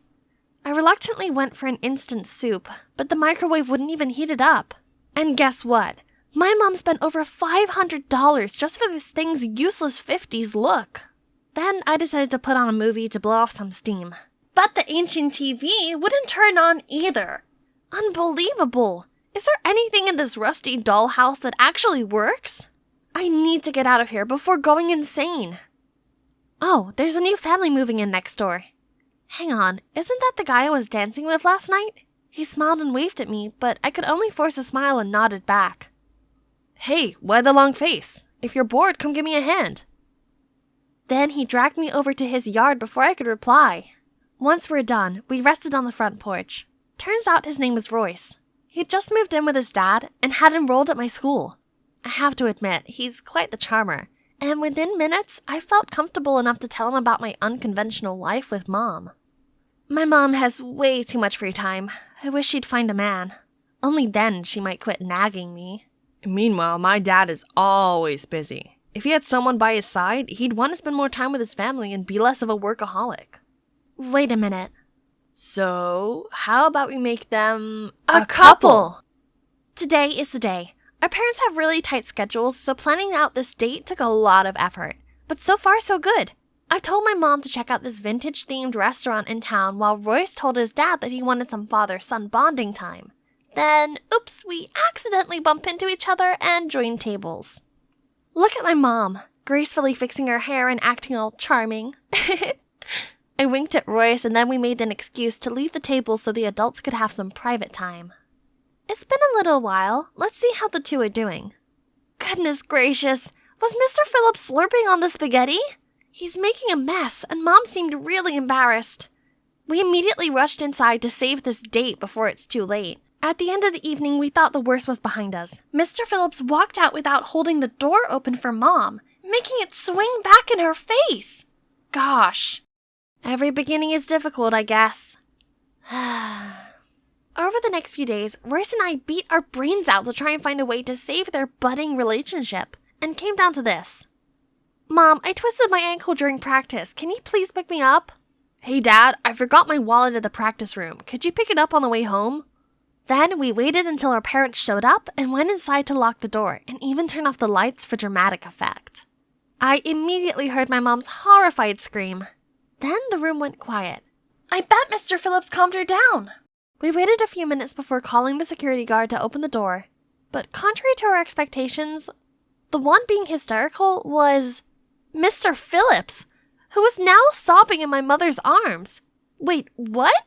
Turns out Royce forgot that his dad, who always sleeps with the light on, is in fact nyctophobic. There goes plan B. This was bad. Everything kept going south and the clock was ticking as Royce's dad had to leave for another business trip soon. We can't accept defeat like this. There must be something your dad's really good at, right? I don't know, he's good at fixing stuff. Ha! Then we know what to do next. While Mom was taking a shower, I waited for my plan to set in motion. 3, 2, 1. Ah! Elle! Help me! I ran over to her to see water shooting out from a broken faucet. After a couple of minutes of struggle, I called Royce's house for help, aka Mr. Phillips. As soon as he arrived, he went straight into the bathroom and helped Mom out of that pool. He looked way too cool, just like Superman. Now, time for his forte to speak up. As expected, he fixed it all in a blink, and Mom even invited the two of them to stay for dinner as a thank you. Great! During dinner, Mr. Phillips kept praising my mom's cooking. He admitted that this coziness reminded him of the good old days. Seeing things escalate between them, Royce and I finished quickly and excused ourselves to give them some time alone. My dad's right. I can't remember the last time we sat together, as a family. Then he told me that his parents divorced a few years back, and due to his dad's work, they were always moving from place to place, which really wore him out. Seeing his sad gaze made me feel so bad for him. I just wanted to give him a hug. Hold on, what nonsense was I thinking? I immediately brushed off that weird thought, and we chatted until late. The next day at school, I was talking to Royce as usual, when suddenly our conversation was interrupted. Oh my god, aren't you the new guy? How do you know him? Huh? Where did Daisy come from? And is befriending Royce something strange? Then she whispered to me that Royce's good looks hadn't gone unnoticed by other students. Wow, no wonder I kept feeling like we were being watched whenever we hung out at school. Daisy then proceeded to chime in between us and talk to Royce non-stop, even on our way home, when clearly her house was not in the same direction as ours. How annoying! But good news, back at home, Mom seemed to be floating on air. I caught her humming along to love songs, and she didn't nag me at all when I went to dance practice. Royce also said that his dad had been in a great mood too. Sparks were definitely flying between them. Our plan finally worked. Good job, sis. Huh? Was I really gonna be his stepsister? I should be happy with this outcome, right? But what was this uneasy feeling? One day at practice, I walked in on Daisy and Royce and immediately felt awkward, so I just rolled myself into a corner. Why did I react that way seeing them be so close? Is it possible that I've fallen for him? This can't be. We're gonna be family. There's no way this can happen. After that day, I tried to avoid Royce. Despite his new girl, he still bothered me, but I kept my distance. I was brooding all the way home until I heard my mom talking on the phone as I entered the house. And I'll bake you some pecan pie, darling. Wait a minute. Royce and his dad were both allergic to pecans, so who's she being all lovey-dovey with? The next day, as usual, I told my mom I'd go to practice, but actually lingered outside the house to stalk on Mom. I saw her on the couch video calling some strange man. Oh gosh, did my mom really cheat on Royce's dad? How could she? Still in shock, I glumly lurked to Graffiti Alley and spotted Royce and Daisy there. They seemed to be talking about something really serious. So, you already knew? Yeah, ages ago, but it's clear that we can't just force love on someone. So you mean to just give up and happily watch them see other people? Oh no, so they knew Mom was unfaithful to Mr. Phillips already? How embarrassing. Right at that moment, Daisy spotted me, so I frantically ran away. After school the following day, Daisy wanted to talk with me in private. However, it was not about what happened yesterday. Do me a favor and stop hovering around Royce all the time, will you? But Royce is my friend. I can't just stop seeing him because you said so. If you like him, be my guest. Suddenly, Daisy fell to the ground. Ouch! Why did you push me? Huh? What is she doing? At that exact moment, Royce showed up and worriedly checked on her. Okay, now I know what's going on. Sorry about that. Let me give you a hand. When she was just about to stand up, I shoved her. Now you know what my real push feels like. I noticed Roy's stunned look, but just walked off. Now that I don't seem so great in his eyes anymore, he'll stop approaching me. Sweetie, what's wrong? What's wrong? This is all your fault. If you didn't cheat on Mr. Phillips, everything would be fine.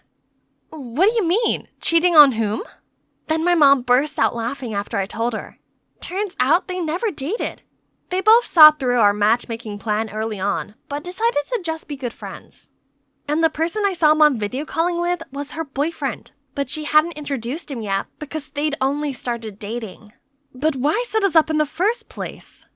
Finally, I had the chance to tell her how I truly felt about being forced into her vintage world and not being able to pursue my love for street dancing. Mom was quiet for a second and then said, Gee, how silly I've been. I've been inspiring strangers to go after their dreams, but I stopped my own daughter from pursuing hers. I felt so much better after pouring my heart out. I also mentioned Royce's situation with his dad, and she promised to talk to him about it. Hang on. This means... Mom, so you and Mr. Phillips are just friends, right? Immediately, I ran off to find Royce. As if on cue, the doorbell rang, and it was... Daisy! What game is she playing now? If she's here to mess around, come at me already. But surprisingly, Daisy apologized. I'm sorry, I was just blinded by jealousy. And there's nothing going on between me and Royce. He in fact already rejected me the day you saw us at the Graffiti Alley. Also, he asked me to give you this. I opened the box to see an adorable keychain with I love you on it. Oh my, is this a love confession? But there's also a note saying, I'm leaving for another city. Till we meet again. No! I sprinted to his house right away. Oh Lord, he's already packing. Without thinking, I hugged him and started sobbing. So, you read my message? Yeah. And what do you think? I feel the same, but you're leaving for real? Then, his smile turned playful, and he admitted he was just messing with me. Turns out he was going away, but only for a few days, for a dance competition. Really? That's awesome! But I can't forgive you for tricking me yet. So, yeah. Although we couldn't get our parents together, us two actually became a couple, so our matchmaking scheme isn't a total failure, right? We were even able to change a few things for the better. For instance, Mom spoke to Royce's dad, and he agreed not to move for the time being so his son could settle in. Mom also promised to check in on him when his dad's away on business. As for our family, my mom no longer tried so hard to act like she's not living in 2023. She now sometimes includes modern elements in her vlogs as well. And I even become a regular guest on her channel. Hey Beans, today my fiancé and I are baking this fab coconut cake, along with my daughter and our boyfriend. They are hip-hop dancers. Check out their channel if that's something you fancy. They're really the cat's pajamas. Hey guys, I'm Feather, and I look just like any other 16-year-old, right? Actually, my life as a teenager is far from ordinary since I have hemophilia, a rare disease in which my blood doesn't clot properly, so even a simple graze could be fatal. My parents are so worried that I might hurt myself that they keep me safely shut away in this mansion. In fact, I've never left it. Money isn't a problem to them as they own this massive energy corporation, so to compensate for me not being able to go outside, they make sure I get anything I ask for. My giant playroom is cool, right? Not only that, but I also own a dressing room with hundreds of cute Lolita outfits. And an enormous pantry full of my favorite snacks that I can enjoy at any time. You see, there's honestly nothing to complain about, except I suppose it does get a bit lonely sometimes. Until one morning, I was woken up by a screeching noise coming from downstairs. Are you kidding me? Do you want to burn my throat with this or what? What's going on here? I went over to the living room and was stunned to see a girl sitting way too comfortably on our couch. I was still trying to figure out who she was when she suddenly said, "You, standing at the door, get me another glass of cool water. Now." Taken aback, I instinctively went to get her water. Then the girl finally looked up and seemed startled to see me. Oh my, I'm terribly sorry. I thought you were just one of the maids. Turns out she's Katie, the daughter of Mr. and Mrs. Forger, the two scientists that are collaborating with our family's corporation. My parents arranged for them to stay here to facilitate the research on the upcoming project. When I told her about my life and condition, she seemed really surprised. Oh, Feather, it's as if you live in your own tiny world. There are already flying cars out there, and they've just invented time machines too. You're missing out on so much. Really? How come no one told me about this? I'm just joking, silly. Whoa, you weren't kidding about not leaving this place, were you? Then she started telling me about some of her favorite things to do in the outside world, such as watching the latest movies in the cinema, going to the mall where she could actually try things on before buying them, or attending all the fun festivals. It all sounds so cool. We chatted for ages, then I showed Katie around the mansion. Her reaction when seeing my dressing room and the playroom was seriously priceless. From then on, I spent lots of time with Katie, but my favorite part about being around her were her stories about school, where she got to learn new things and make a lot of friends. Seeing my excited expression, Katie immediately suggested that I talk to my parents about maybe letting me experience it myself. Actually, it doesn't hurt to try, right? So at dinner, I gathered my courage to say, "Mom, Dad, I want to go to school. I understand that you're worried for me, so Katie will come along to protect me. Right, Katie?" "Oh, yes, that's right. Feather is in good hands, Mr. and Mrs. Adams." My parents seemed very hesitant, but after a whole lot of persuading, they finally agreed with conditions. We'll join the most prestigious school in the state and have our own chauffeur. As for Katie, to avoid any incidents occurring, I suggest you get rid of the long nails and jewelry, Katie. We went back to my room after dinner, and I just couldn't hide my excitement. Yes, we'll get to go to school together soon. What should I prepare? What would you recommend? But then I noticed Katie staring in sorrow at her newly done set of nails. I'm so sorry, Katie. Is there anything I can do to make it up to you? It's okay, Feather. What matters is that you're able to go to school, and I'm so happy for you. It's bedtime anyways. I'll head back to my room now. I'm so lucky to have a friend like her. As I was indulging in my thoughts, a familiar voice startled me. Hey, I heard you two are going to school. Are you sure it's safe? Katie doesn't seem all that trustworthy. That is none of your business. You're just jealous that I've made a new friend while you're still lonely, aren't you? In case you're wondering, this guy is Liam, the butler's son. He was my childhood best friend and used to come to the mansion every day for homeschooling and to spend time with me. But we had some petty argument and I hadn't seen him since. Well, at least not until now. He was about to ramble about something else, but I slammed the door in his face. I wasn't going to let him ruin my mood. What I need to think about is my school day that's coming up. Oh my, it's so exciting, I really can't wait. We are going to Edgewood High today. So I decided to wear my favorite Lolita dress as Katie suggested. Oh, I almost forgot, Mr. Freddie. He's been my best friend since childhood, and of course he had to come along with me on this big day. Katie also said I should try introducing him to everyone. That would help me make new friends faster. Such a brilliant idea. Whoa, we're finally here. Hey, Katie, how do we find our lockers? Hey, Katie, when is lunch? Hey, Katie, do you know who's going to teach us? Oh my God, Feather, stop asking. Everyone's staring. I didn't even notice. It's probably because we're new. Hi, I'm Feather.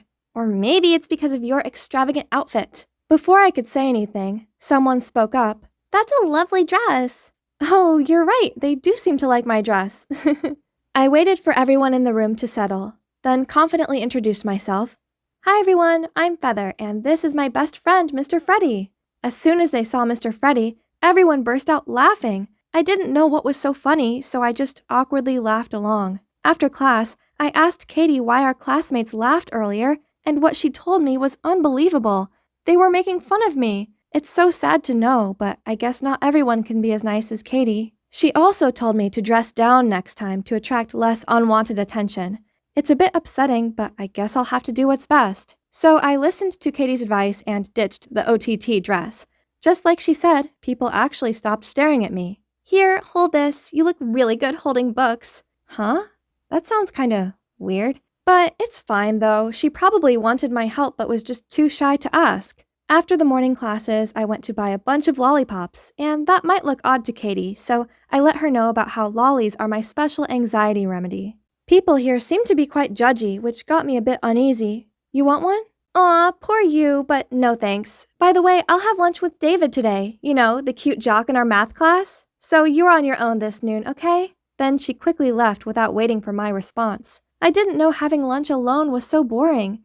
Everyone has their own group, except for this one guy wearing a hoodie and a mask. Hi, can I join you? But he didn't even reply, just stood up and moved to another seat. Did I do something wrong? Feeling the anxiety taking over, I immediately took a lollipop to calm myself down, and it's doing a wonderful job at making me feel better. But suddenly, someone snatched it out of my hand. I chased after him, but slipped on someone's foot and fell hard on the floor. Panicked, I burst out crying, and I heard the guy that took my candy say, Feather the toddler. Then everyone laughed at me again. Luckily, a guy spoke up. Stop this nonsense. What are you going to do if she's injured? Oh wait, it's the weird guy from lunch. He checked on me to make sure everything was fine, then quietly went back to his seat. I didn't even have the chance to ask for his name before the teacher came in. This guy was so strange, but there was one thing I didn't understand. Why was Katie also laughing? Back home, Katie came to find me in the playroom, and I questioned her about the incident earlier, and she quickly apologized as she thought they were just joking. She then suggested going shopping and offered to buy me something to cheer me up, and so I agreed immediately. We went to the mall the next morning, and I had the best time. We had iced coffee and some delicious pudding. Katie also got me an adorable little hair clip, and so I bought her a bunch of new clothes in return. We were about to head home when Katie said, Hey Feather, I have a cousin whose sneakers are falling apart. Would it be okay if you helped me get him a new pair? Of course, anything for my best friend. Making my best friend happy was the most wonderful feeling in the world. I'm so grateful to have such a lovely person like her to come into my life. But then the next day, I walked into class to see Katie being all lovey-dovey with the boy who took my lollipop. So that's the David that she mentioned, and on his feet were the brand new sneakers that were supposed to be for her cousin. Why is he wearing the shoes I bought? Then Katie pulled me outside and explained profusely. Feather, calm down. The shoes were too big for my cousin, so I gave them to David. I didn't lie to you, I promise. Fine. Please just don't let me see him wearing them again. I felt really bad since Katie seemed really sad after hearing what I said. At that moment, David approached me. What's up, toddler? You got a problem with my new kicks? I froze in fear. Then thankfully an announcement came through the speaker. David Peterson, please come to the principal's office immediately. Turns out he's in trouble for spray painting a teacher's car. At least someone already helped me teach him a lesson, but that wasn't all. A few more of my classmates also got detention for cheating on the math quiz yesterday, while some others got caught skipping classes. It was such a crazy morning. It's as if someone was trying to play the hero here. Finally, it's lunch break. Hoped things would be better in the afternoon, but... What is this? A poster of me? It also says underneath, Feather the toddler is the snitch. Katie took a look at it and said that the best way to deal with these kinds of jokes was just to play along. I'm not sure about that, but it seems like the only way now. And so, I climbed on an empty chair in the cafeteria and started speaking loud and clear. May I have everyone's attention, please? Hi, I am Feather the toddler, and I am proud of it. Instead of getting the response I'd hoped for, what I got back was food. The whole cafeteria was laughing and throwing food at me. I covered my face, trying to dodge it, but the floor got slippery from all the greasy food, so I ended up falling. Oh no! I scratched myself! I could only lay on the ground out of pain. People finally stopped as they saw me bleed. All I could vaguely hear was a familiar voice calling my name. I woke up in the hospital to find Liam sitting next to me. Feather, you're awake. Do you feel pain anywhere? Well, Liam? Why are you here? Where's Katie? Katie? You're still worried about Katie? She's the one who was behind all this. She told the principal about your classmates and told everyone it was you to make them hate you. What? How is that possible? Turns out the guy who was always wearing a hoodie and mask was Liam. Liam had always been suspecting something shady in Katie's behavior. So, after failing in warning me about her, he decided to look out for me himself instead. I cried and tried to hug him despite the pain on my arm. Then, Liam showed me a shocking video of Katie talking trash about me to everyone. Oh, why was Feather carrying my books, you ask? It's because her parents work for my family's corporation and she'll do anything I tell her to as long as I give her some money. Seeing the anger and also disappointment in my eyes, Liam calmed me down and said he had a plan to expose my so-called best friend. When I returned to school a few days later, I stormed straight over to Katie. It's you! You're behind it all! I already know everything. Stop being ridiculous, Feather. You got busted and now you're trying to blame me. Drop the act. No one's falling for it. At the end of class, Katie suddenly gathered everyone. People, head over to the lecture hall. I have something very interesting to show you guys. Oh boy, I wonder what else she has planned. Liam and I quickly followed the crowd and found Katie standing on stage. Oh, Feather, I'm glad you're here. This is about you, after all. The screen started playing a video of me sitting on my swing, playing with my dolls, and taking armfuls of candy out of the pantry. Do you see that, everyone? Feather is just a toddler in a teenager's body. Such a weirdo. I was waiting for everyone to start laughing, but the crowd stayed completely silent. Then Katie hesitantly continued, Not only that, she's also the poser who snitched on us. Then, to her surprise, the angry crowd started booing and shouting at Katie, saying she is the evil snitch. Then they turned to me. Your rooms are actually pretty cool.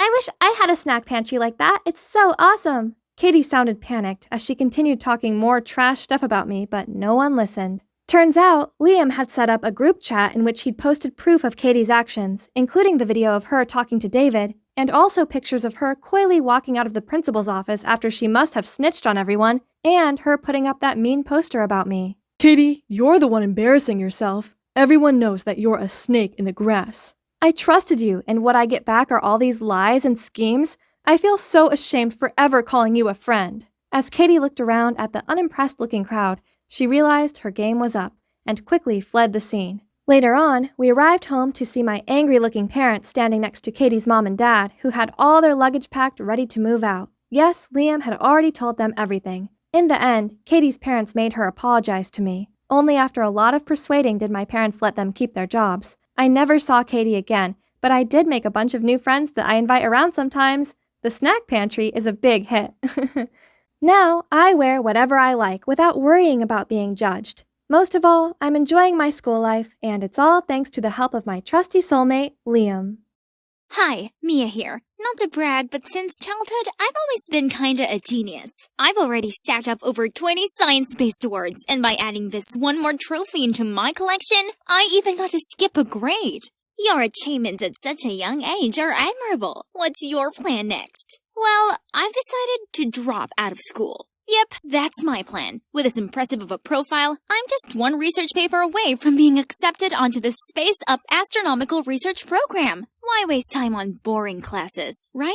But, Mom and Dad didn't like the idea of me not graduating. So after a lot of compromises, I did get to move to Quebec with my grandparents for a year. But I still had to go to school there. And voila! Here I am in Canada, ready to conquer my dream. But why was there this angry crowd in front of my new home? They were screaming, cursing, vandalizing. My grandparents secretly signaled me inside the back way, then glumly told me how the crowd were parents of the children who got food poisoning after attending Riverside School summer camp. The problem was, the food was provided by my grandparents' farm, and now the school is threatening to file a lawsuit and doesn't seem to be open for negotiation. That can't be. There must be a solution for this. So gathering up my courage, I knocked on the principal's door. Do I know you? I don't think so, ma'am. I'm Mia Jones, granddaughter of Mr. Peterson, the rancher. Wait, Mia Jones from New York? Come in. The woman must have been Mrs. Robinson, the principal's wife. But does she know me? As soon as we sat down, she said, I will withdraw the charges for you. Oh, ma'am, really? I knew we could sort this out amicably.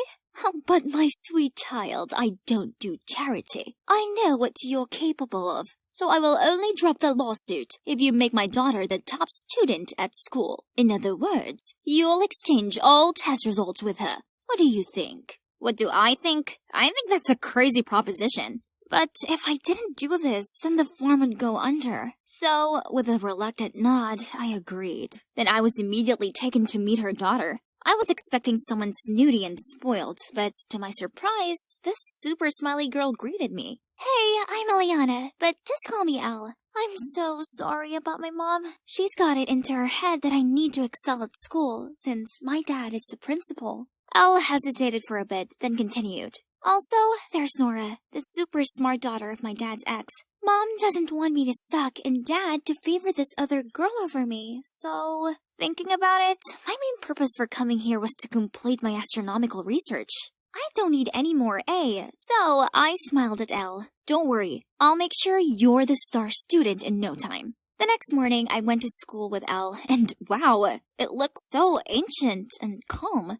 Definitely distinctive from my stuffy school in New York. Elle introduced me to her friends, and they all seemed really welcoming. It's gonna be great here. Still holding the deal, I helped Elle answer the teacher's questions, exchanged assignments and homework with her, and soon, Elle had already climbed up to the top rank. On the contrary, I was at the bottom of the class. Oh wow, Elle's mom really wasn't kidding when she said her grades were bad. But that didn't matter to me anyway, cause the only thing I care about is this amazing astronomy tower. Talk about heaven! What are you doing here?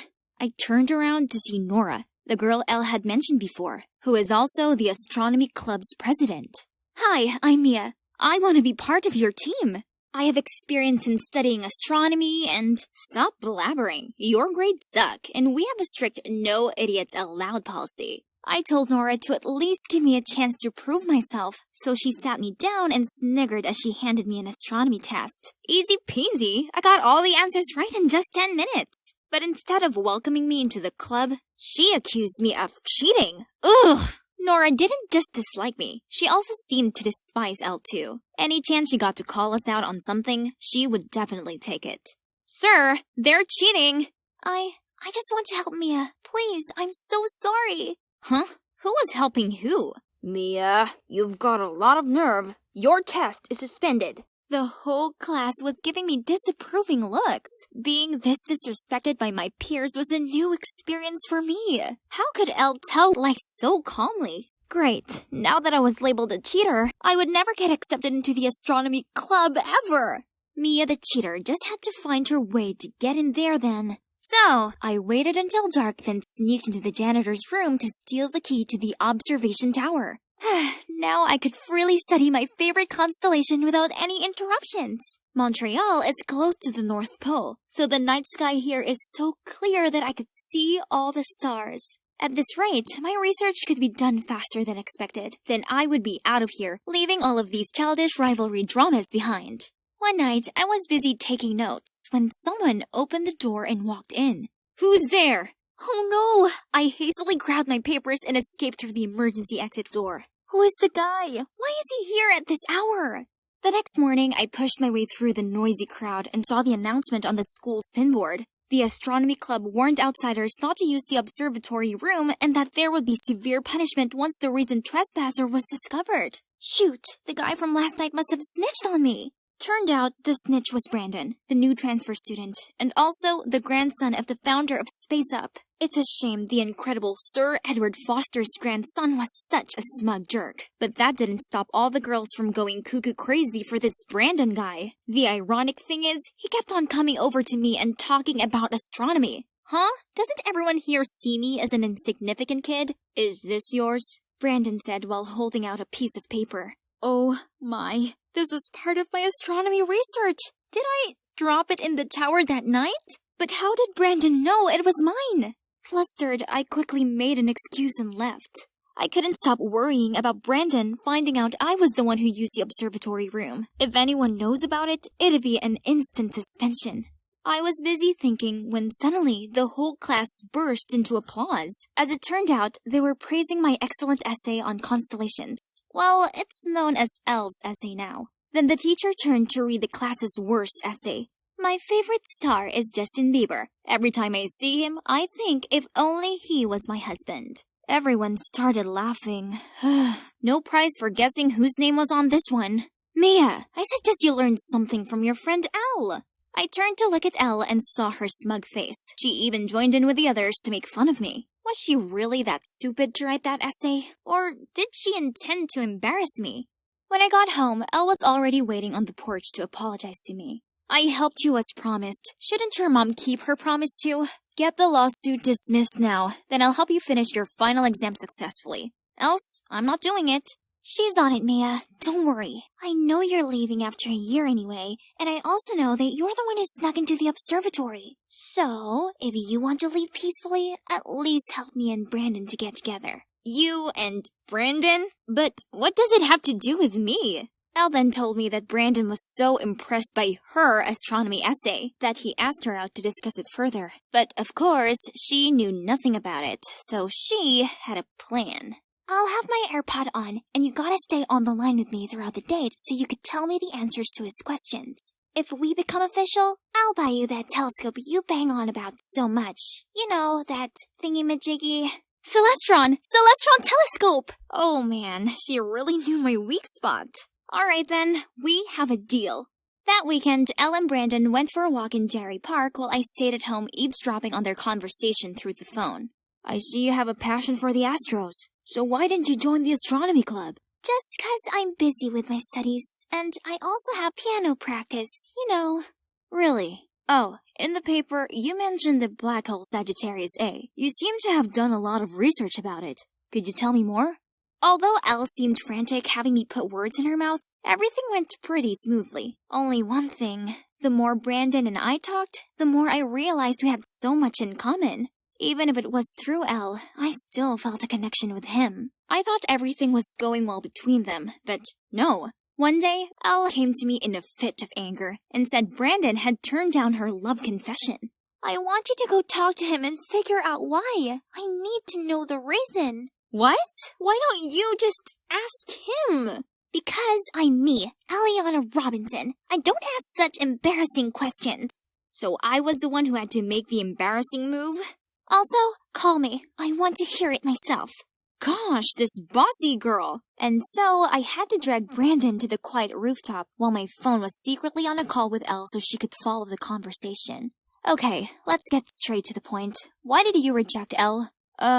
Because I like someone else? If you already like someone else, then why hang out with her? Because only when I go out with Elle, I can talk to the person I like. It's disappointing though. Why don't you recognize me? I quickly ended the call hoping Elle didn't understand what was going on. He already knew I was behind Elle's words all this time? It turned out Brandon had met me once in the city's ranking contest for students in 6th grade, in which I surpassed him and won the first prize. He'd never met a kid smarter than him in astronomy before, so when he saw me again at school, he instantly recognized me. Only he couldn't understand why my score was so low. Brandon wanted to talk to me, but he said that all he received was a cold shoulder. I felt a bit guilty, but it's all because he told the school administration I snuck into the astronomy room. But it turned out Nora was the one who reported me. Nora was there at the time too. By the way, why do you have to do Elle's homework? I told Brandon about my contract with Mrs. Robinson and apologized for not thinking about his feelings when I agreed to be behind his and Elle's date. I see. Follow me. There's something you should know. Brandon took me to see Nora. She didn't welcome me at first, but when Brandon told her about my secret, Nora immediately changed her attitude. I should have known. Someone like Elle couldn't make such progress. She and her mom are deceiving everyone again. Then, Nora told me how she was secretly investigating the food poisoning case because, on the day of summer camp, she saw Mrs. Robinson and Elle doing something shady in the school kitchen. Why should I trust you? Elle told me that you have it in for her, so maybe you're just trying to ruin her life. Please, why do I have to do that? Believe it or not, your precious best friend is trying to embarrass you in front of the whole school. What is this? In the lecture hall, Elle was sitting in front of a screen which said, Mia's grandpa poisoned us? We rushed to the lecture hall to find her there, telling people that my grandparents were the ones that catered spoiled food, and that I had no shame copying her works, cheating many times, and even stealing Brandon from her while they were dating. So she must have figured out that Brandon liked me, huh? Even so, why didn't she talk to me directly? How dare she make things up about me and my family? Before I could do anything, Brandon changed what was on the screen to a video of me winning the Young Minds Intelligence Contest. Everybody started buzzing when they recognized who I was. Someone even spoke loudly. I watched that show. Is that really Mia? Elle's face turned pale as people started doubting her. Then Nora snatched the mic from Elle's hand and said, So, now we've made it clear that Mia isn't dumb at all. Then what about the poisoning at the camp? Did anyone find it strange how only Elle and her mother showed no sign of poison symptoms that day? That's because they were the ones who poisoned the food and blamed it on Mia's grandparents. The screen continued to show a clip of Elle's mom looking shady as she spoke to some man. She did all that just to ruin Mia's grandparents' good reputation. Then she would hire this man to buy the farm on her behalf for a ridiculously low price. What did you say? Oh my god, the principal has been standing at the door and witnessed everything. Everyone, out! When there were only 4 of us left in the room, Elle furiously shouted, How dare you! You're just the outcome of your cheater mom, remember? Don't play dumb with me. You're well aware that my mom didn't cheat on Mr. Robinson, and that your mom is the one who lied to him to ruin his and my mom's wedding. And then what? Lying again that you're his daughter to force him to stay with her? You and your mom are awful people. Mr. Robinson stood in between them and stopped the argument. Oh, he didn't look too well either. Turns out he already knew Nora's mom was wrongfully framed and didn't cheat on him at all, and that's why he always tried to make it up to Nora. But learning that Elle wasn't his daughter was one big bombshell. After knowing what his wife and daughter did, he decided to resign. He made amends with Nora's mom and they're giving it another go. After the truth came out, Elle and her mom left without a trace. I say, good riddance to bad news. My grandparents were cleared of the food poisoning allegations and now their business is booming again. With Brandon and Nora's help, I collected enough data and finished my assignment with flying colors. Now to quit high school and pursue my dreams.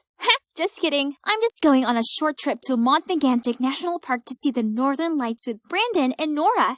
I've decided to stay and finish high school here, so I can continue pursuing my passion for astronomy with my 2. This school is so boring. All they do is talk nonsense and do nonsense things. Worse still, I feel like I can never escape them, as some of them live in the same neighborhood as me. But you know what the most annoying thing about my life is?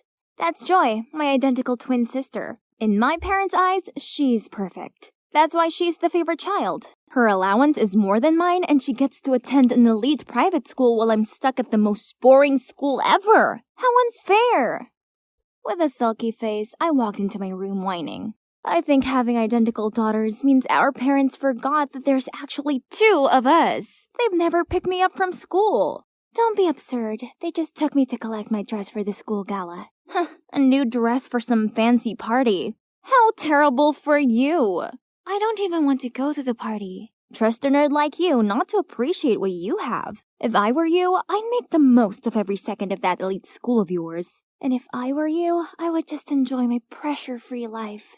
We both sighed and stared into a void thinking about our tiring lives. Then Joy suddenly turned to me. Oh my god, Jade!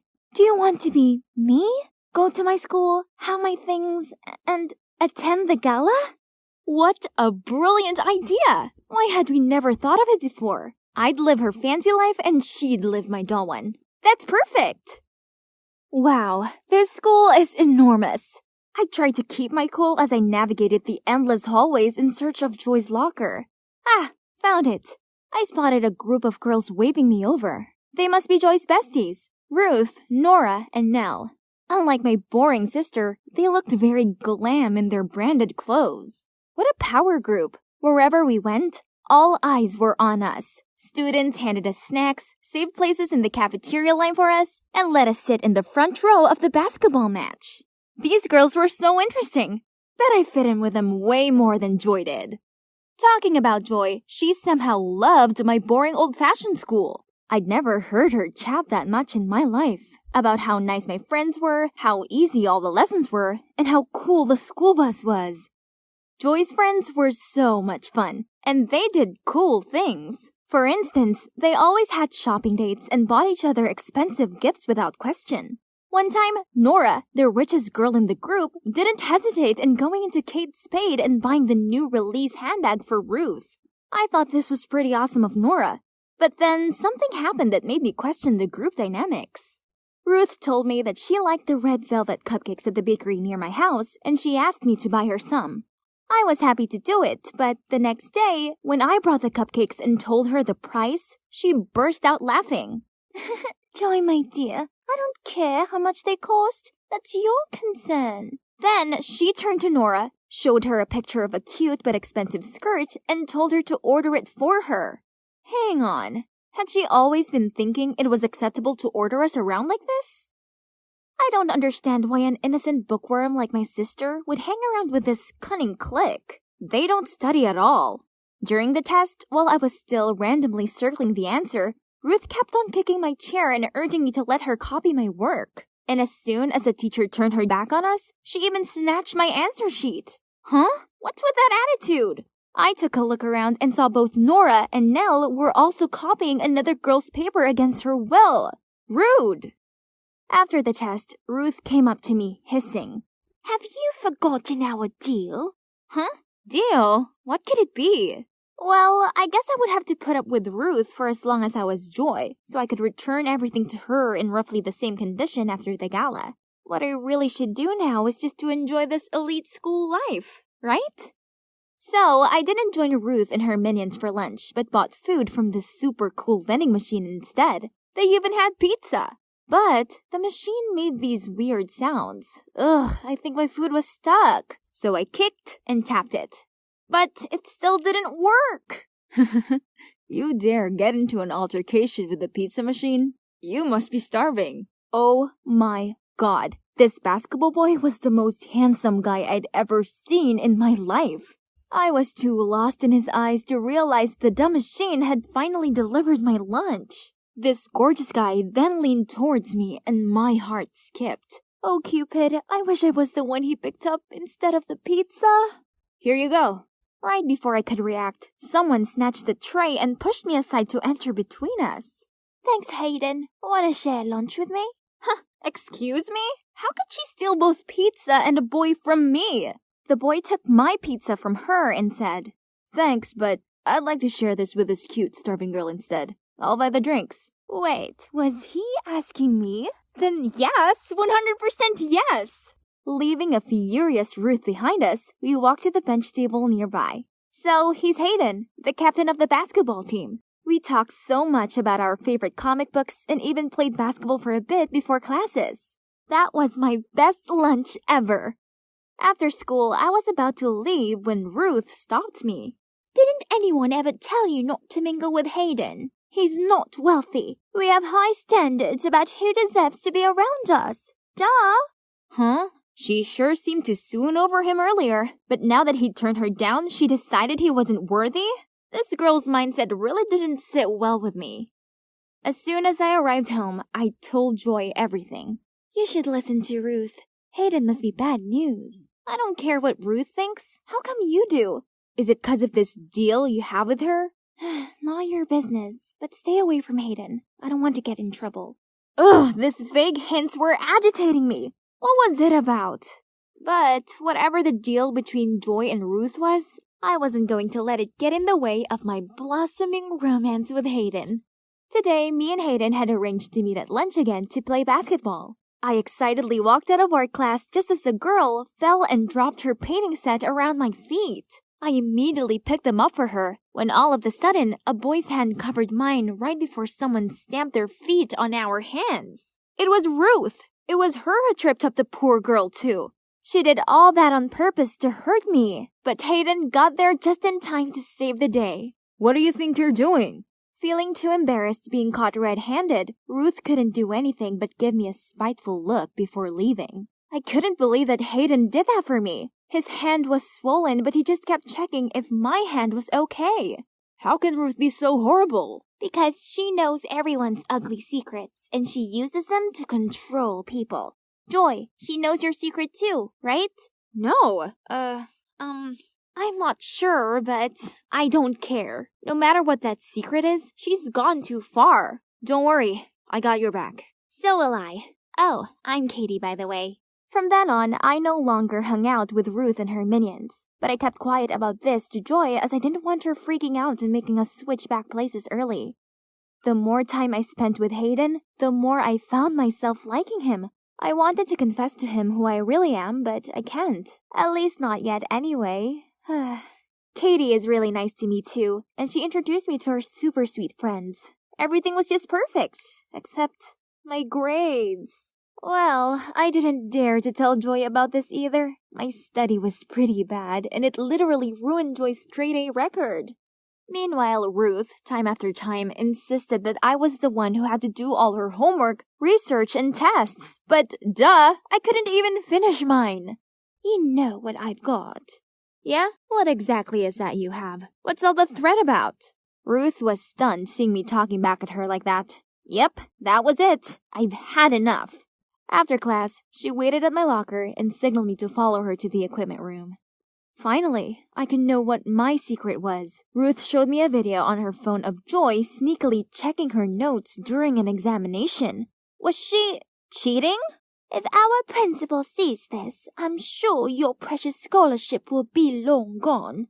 And what about that excellent student title of yours? So Ruth was using this to manipulate Joy. Does she do the same to everyone else?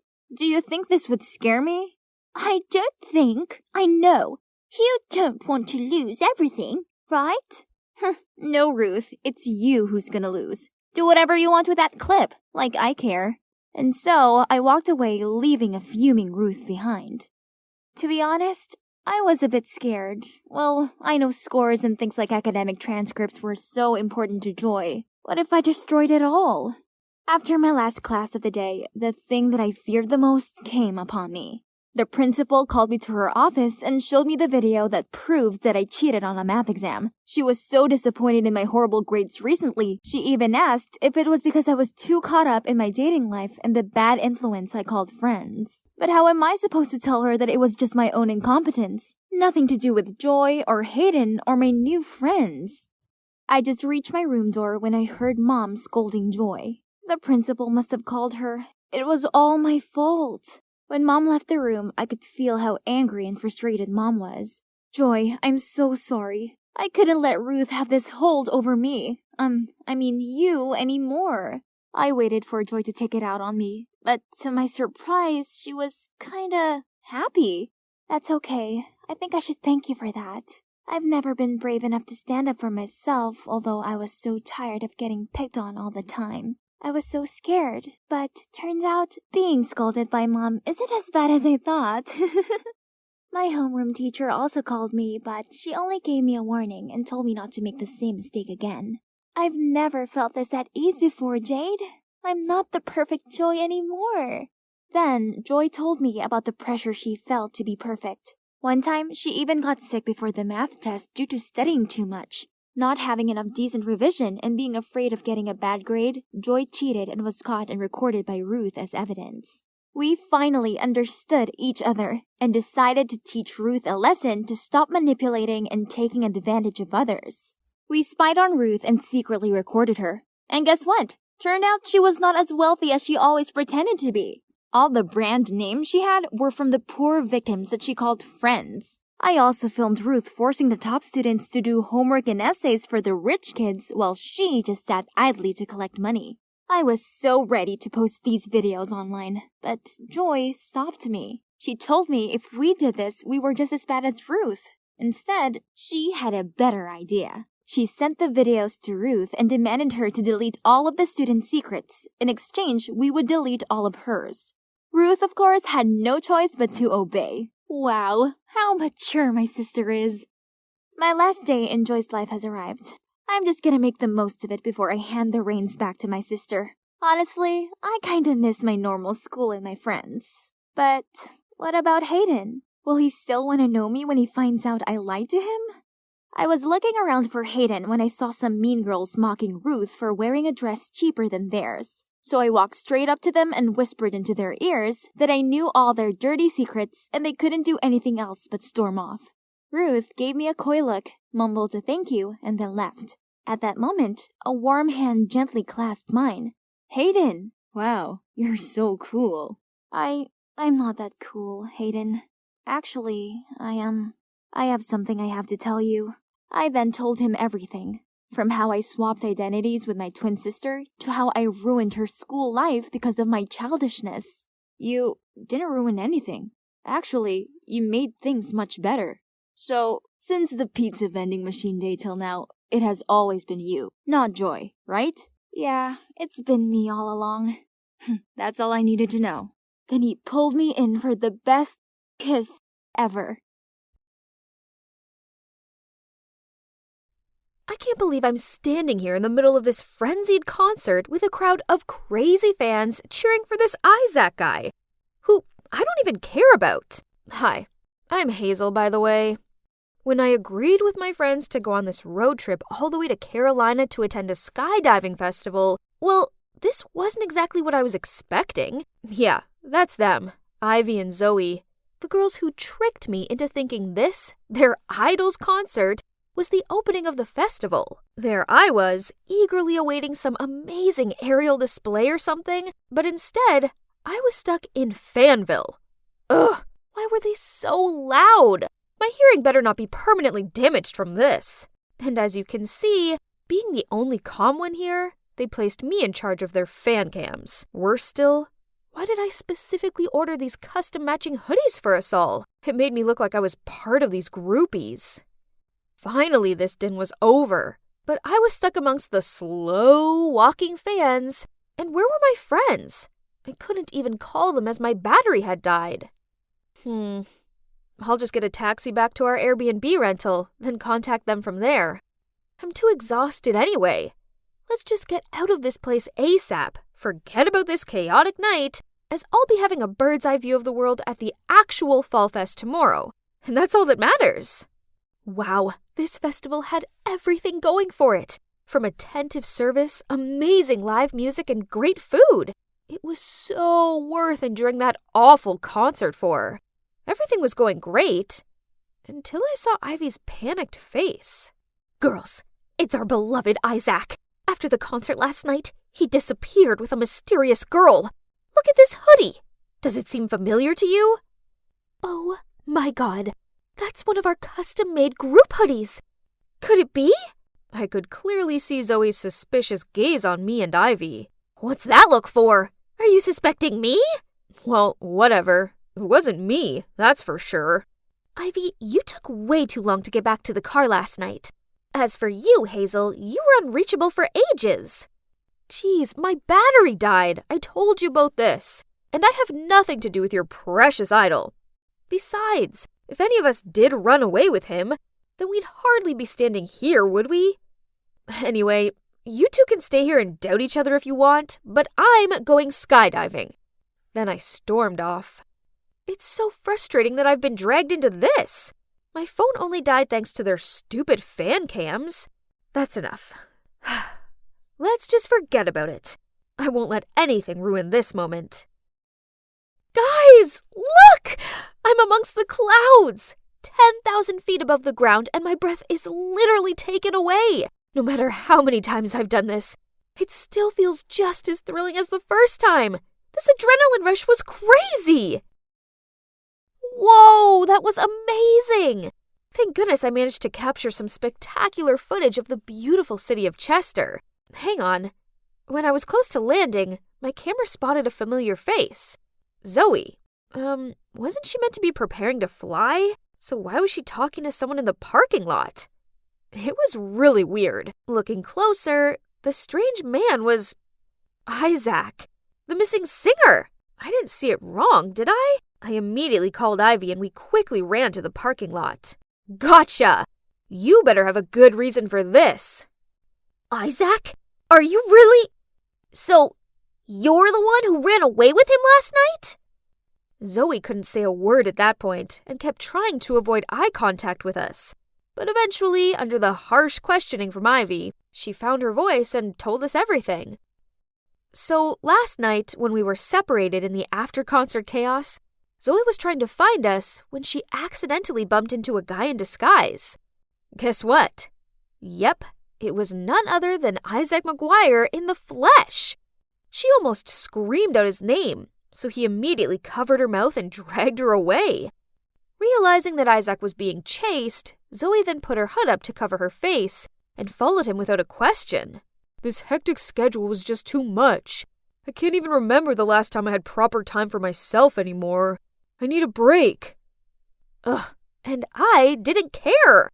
But Ivy sure looked like she was going to drop a tear for her poor idol any second now. Well, you see? It's an emergency. I couldn't help but give him a hand. Then we've already parted ways last night, but my manager has been able to track me down, so we had to run away ASAP. All I have with me is this phone, so I really need your help. And that's when we start to hear some whispers. Someone seemed to have recognized Isaac, so without delay, we immediately jumped into the car. But, who on earth was sitting next to me? Jeez, this girl's makeup was so flashy, and her perfume was so strong it made my throat lump up. Siren! You're Siren, aren't you? Oh, I adore your chemistry with Isaac in the movie. It's like you guys were born for each other. But, wait, are you two running away together? It turned out that the flamboyant girl was Siren, an emerging actress who was filming a movie with Isaac. Looking at the way she blushed while Isaac remained silent and didn't deny it, it was clear that they were a couple who took their romance off screen. Busy schedule? Exhausted? Nonsense. Obviously, he was just making excuses to spend time with his girlfriend. Oh my, you're even more beautiful in real life. Your face is a gift from heaven. OMG, Ivy needed to stop.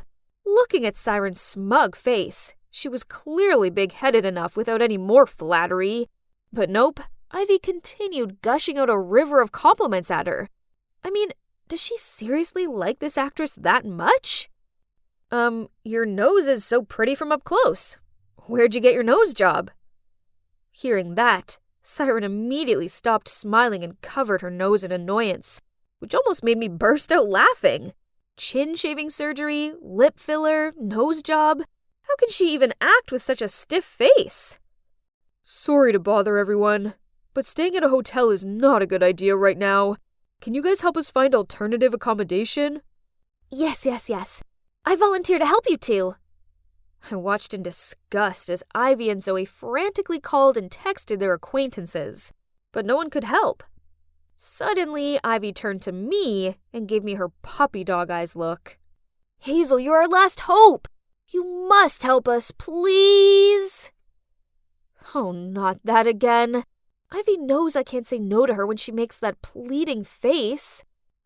Okay, fine. Even though I didn't want to, I agreed to let them come to my family's suburban house for a few days.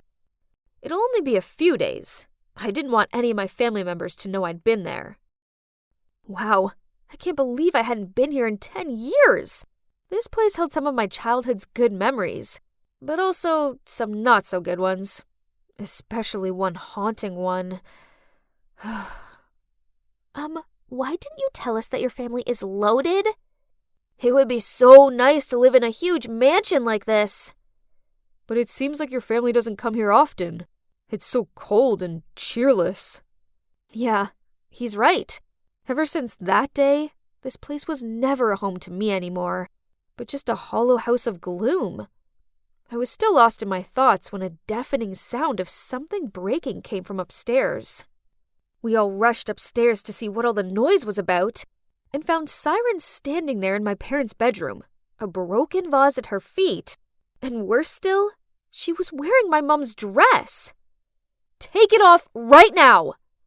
Siren just shrugged, stepped over the broken vase pieces, then strutted across the room and even stopped to pose at the end. Poof! It's just an old dress. Why so serious? I was so furious that on her walk back I tripped her up, causing her to fall flat on the floor. Isaac hurriedly helped her up, and she hid behind his back and did her whole crocodile tears act, saying I was picking on her. Oh, please. I'd had quite enough of this drama queen for one day, so I was about to lunge at her to teach her a lesson, but Isaac blocked me. Excuse, Siren. That was immature of her, but I suggest you should calm down first. That's right, Hazel. The two of them didn't bring any personal belongings. Anyway, Siren was just a bit careless. You'd better watch your girlfriend closely. Change your clothes. Never touch my mom's stuff again. Got it? Now I'll arrange the rooms for all of us. Well, there were only 2 usable bedrooms here, since most of them were dusty and unfurnished. So I took the couch and gave one room to my friends, and the other room to the loving couple. But as Siren gave a satisfied look and took Isaac's hand to lead him to their room, he just shook her away and said I could have the bed, and he'd take the couch. Oh no, the couch is mine! I didn't want to share a bed with her. But Isaac ignored my protests and plopped down onto the couch to claim it. Zoe and Ivy quickly scurried upstairs. They caused this mess, yet it's clear neither of them was bold enough to share a room with Siren. What a bunch of annoying, obnoxious celebs. Anyway, I was exhausted. It was time for me to hit the sack. That girl better not snore. Siren started playing some dumb white noises, then instantly fell asleep. Me, on the other hand, even after turning off that weird lullaby of hers, I kept on tossing and turning. Ugh! It was no use. Sleep wasn't happening. So I left the room to get some air. I was about to go downstairs to get some water when I heard a piano playing. Oh, Heart and Soul. It had been so long since I'd heard these beautiful melodies. The music carried me to a room where the silhouettes of a man passionately playing the piano came into sight. Oh, memories. I loved nothing more than sitting next to my dad and playing happy songs with him. But then, everything fell apart. And I hadn't touched the piano since, well, until today. I sat down next to him and let my fingers glide over the keys. I was immersed in the harmonious melodies of the music and let the notes take me back to the past, until a scream snapped me out of it. What on earth are you two doing? I'm still waiting for the day my mom says, "It's all fake, we're millionaires, this was just to teach you to be humble." But I know that'll never happen. And I'm still humble, but humble as in humble background. Hi, I'm Addison from Colorado. Ever since my dad passed away when I was 7, we've been broke. And Mom got irked whenever I asked her for money. So going to this kind of expensive summer camp seems pretty far-fetched to me. Suddenly, somebody snatched the flyer out of my hands. It's Katie and Candace, the resident mean girls. Girls, are you ready for the trip yet? New hair, new nails, new clothes, all checked. What about you, Addie the baddie? Oops, sorry. We forgot that a poor loser like you could never afford to join in. I forced back tears as they burst out laughing, then left. Addison, are you okay? Don't listen to them. I can help. Stay away from me, Layla. Rich kids like you would never understand. I flicked her hand away and ran off. Let's see. Mom's getting ready for her night shift and didn't seem in such a bad mood. Maybe now is my chance to drop the question. Mom, I need some money for the school camp. It's the last chance to... We can barely afford the rent this month. Do you know that? Find a way to make money yourself instead of begging me, will you? At this age, and you're still so unthoughtful. Unthoughtful? Have you ever been thoughtful of me? I hate how freaking poor our family is. And more than anything else, I hate you. I ran straight to my room, packed a backpack, and quickly left the house. It's already 2 a.m., and this snowstorm is only getting worse. I ignored dozens of calls from Mom. There was no way I'd return to that house, ever. Oh, it's freezing. I rummaged through my backpack for my mittens when... Oh, Alice in Wonderland, my favorite book. The most beautiful moments in my life suddenly came rushing back to me. It was when my dad read me bedtime stories every night. I'd never forgotten his gentle eyes and warm voice. As I turned the pages in hopes of distracting myself from this storm, my phone notified another call from Mom. I have to tell her not to bother me anymore. Hang on, hospital? My mom had an accident at work? I quickly got on my bike to go there, but the barreling storm threw piles of snow against me. I couldn't see anything. Ah! Is it morning already? Contrary to yesterday's blizzard, everything looks as fresh as spring now. But where am I? Suddenly a giant acorn fell and broke in half, in which there was a piece of paper. Welcome to Wonderland? Am I dreaming? Wake up, Addison! Mom needs you! Stop wasting time daydreaming like this! Just then there was a shrill scream. Intruder! Restrain her! Suddenly, two strange men in uniform grabbed my arms, forced me over to a tiny rose arch, and made me go through it. I peered around feeling awestruck. I was in a huge greenhouse, and a well-dressed man was waiting for me. Hello? I'm Edward, the King of Wonderland. Welcome to my kingdom. Dad? Is that Dad? He looks so similar to my dad that I almost blurted it out. He welcomed me warmly with a table of lavish food. I hadn't eaten since last night, so I couldn't help but dig right in. Only when the clock chimed, I became aware of reality. Mom! I needed to get to her. I immediately asked King Edward for the exit. This land is beautiful, but a monster rules its gate. I don't know how you got here, but if you want to leave, you'll have to bring that monster 3 valuable items. 3 items? I asked. Yes. Let's see what that is. Then Sir Edward approached the glass door and spoke out loud. Mirror, mirror on the wall, who is the most handsome of them all? Your Highness, you are the most handsome, the most elegant. We wish to be as perfect as you are. Yeah. If I was you, I'd wanna be me too. Now tell me, in order for Addison to leave here, what are the required items? To escape this land, she must acquire 1 fair lock of Rapunzel's hair, the scarf of Red Riding Hood, and Aladdin's magic lamp. Complete this quest before the clock strikes midnight, or be stuck in this world for an eternity. What? Are you serious? Where am I meant to find those things? Don't worry, I'll send Arthur, my close bodyguard, to accompany you. Just then, a tall, handsome guy about my age appeared. Hey, little girl, there's no time to waste. We need to leave now. Then he threw me a set of clothes and told me to change. After that, we went through the same gate as before, only this time it no longer led to a red rose garden, but an underground sewer system. Ew, what are we doing down here? It stinks! Arthur didn't say a word and quickly found a staircase leading above ground. I immediately followed him, and there was a busy street right in front of me. I noticed that everyone was looking at something. It was long, blonde hair falling from a skyscraper's penthouse. Huh?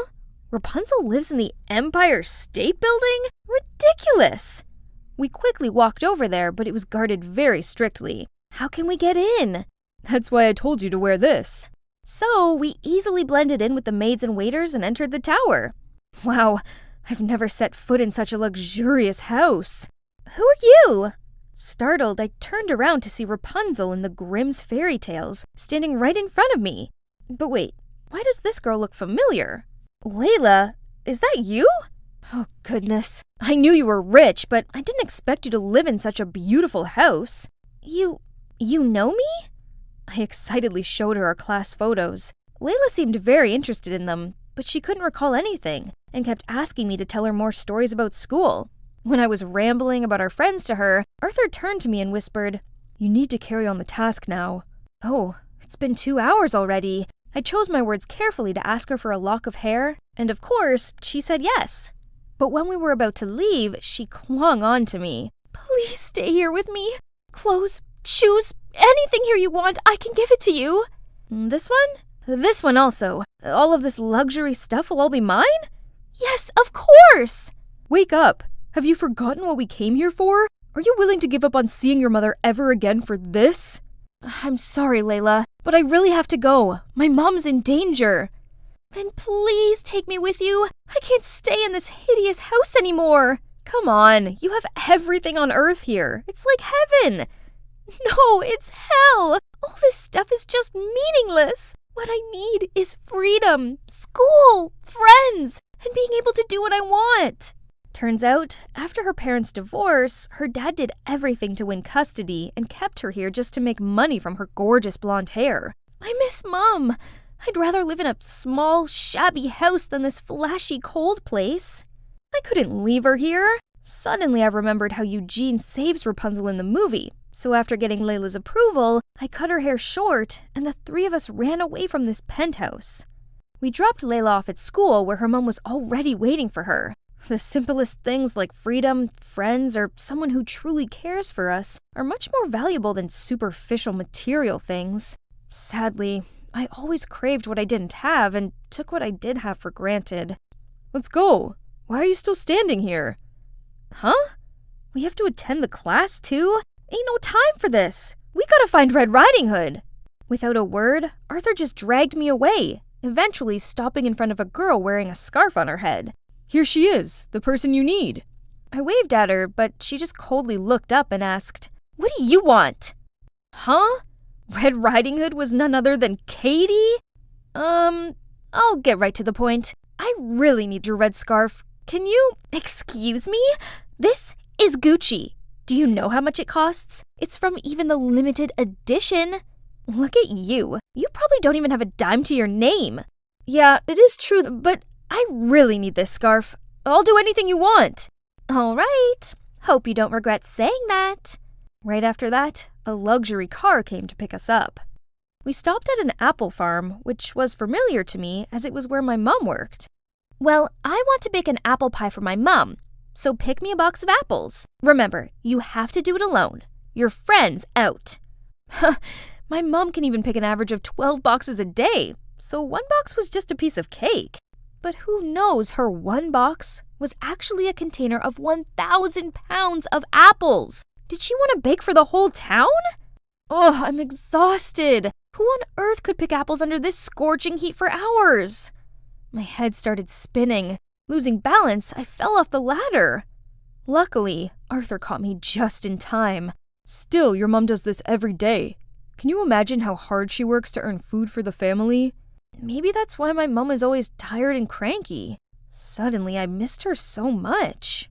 I finally harvested enough apples and brought them in to exchange for the scarf. But Katie still made me choose the 10 most perfect apples out of them. No matter which ones I chose, she gave a dissatisfied scowl. This apple is not okay. Neither is this one. It has a 2-centimeter scratch. You're too much. It's all the same. No way! Everything for my mom must be the best. She's sick and I need a perfect pie for her. Then Katie told me that when her mom was pregnant, she found out she was sick. The doctor advised her to terminate the pregnancy for her safety, but she refused and risked her life to give birth to Katie. Hearing that story, my eyes just naturally welled up with tears. What now? Are you tired from this little bit of work? No, I just miss my mom so much. I really want to get back to her. I realized that even Katie, the heartless, mean girl, still loves her mom this much. Yet, all I do is ask and plead with my mom. I'm such a terrible child. If you love your mom that much, you know what to do from now on. Help me deliver this gift to your heroic mother, will you? And here, take it and complete the mission. Finally, we've arrived. Our final destination is a museum. Arthur said that there will be a secret room with the magic lamp, but getting the key to that room was already a hassle. There were security lasers all over the place, so we broke in through the ventilation system. Arthur tied a rope around my waist and then slowly dropped me down where the key was. Just a little more and I got it! But as soon as I touched the key, a drop of my sweat fell, causing the alarm to go off. The guards rushed in from the door, but fortunately, Arthur pulled me up in time. We got out of the ventilation system, but this place was like a maze. Then Arthur pulled me to hide behind a wall.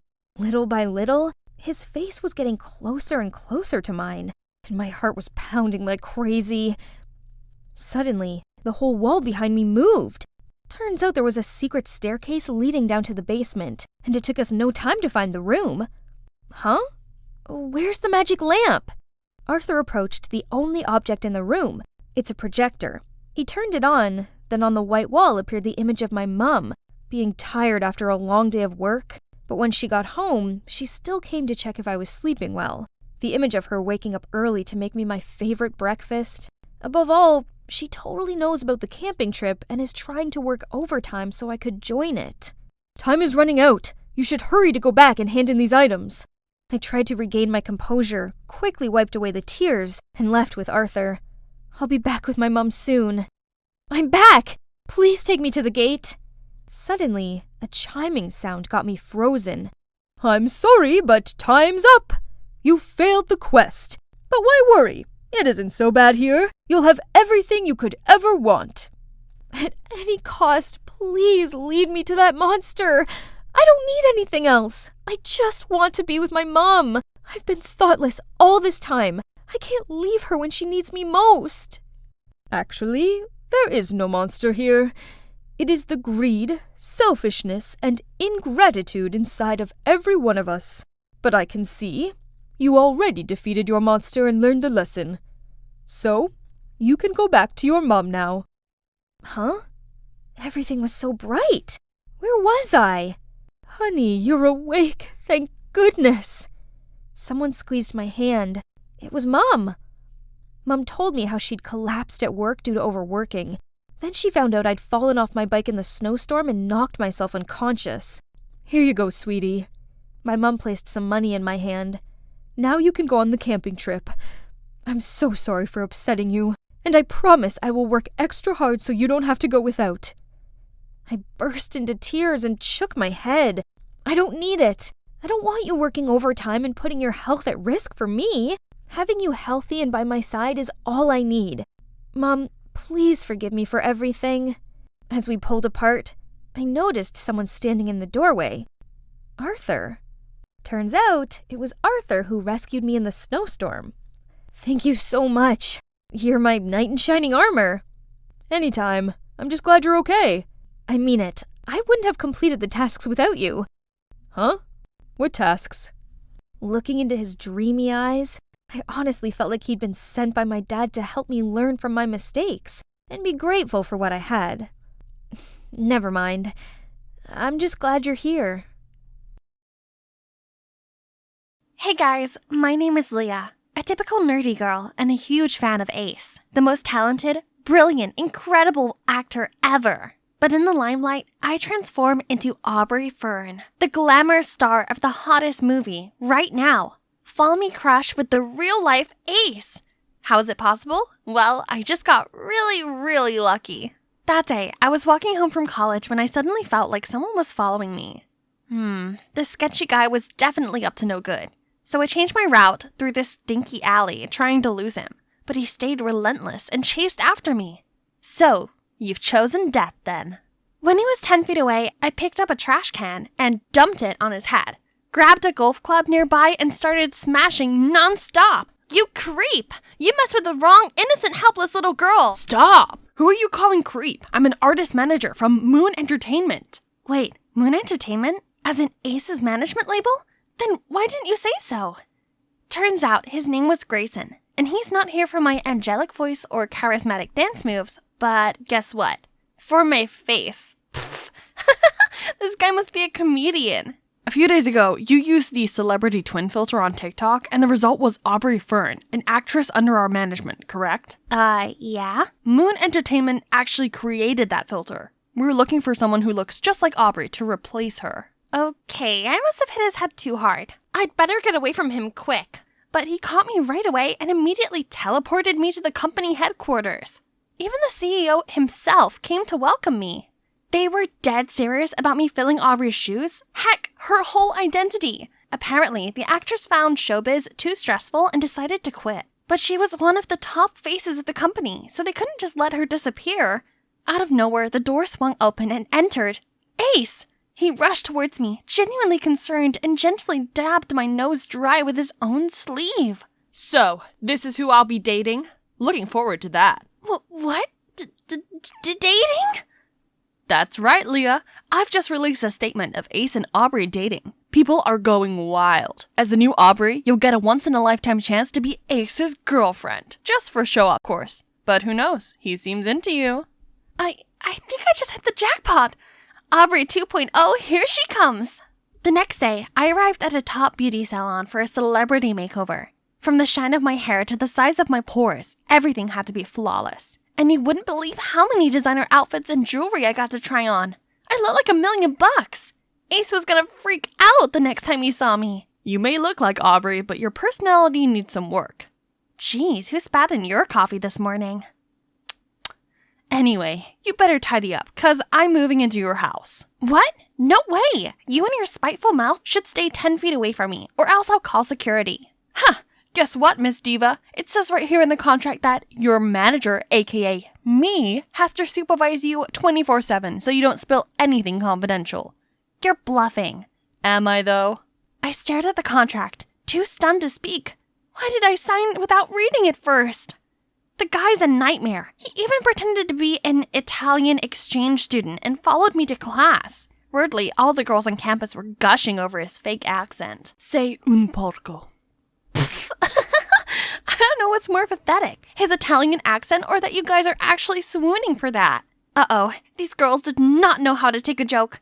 Whoa, you guys wouldn't want to touch my face. My contract says it's worth, but before I could say another word, Grayson dragged me away like a rag doll. Other than that, life as Aubrey was amazing. I got to appear on loads of magazine covers, attended a bunch of exclusive events, and starred in the most anticipated rom-com of the year. And you know what the best part was?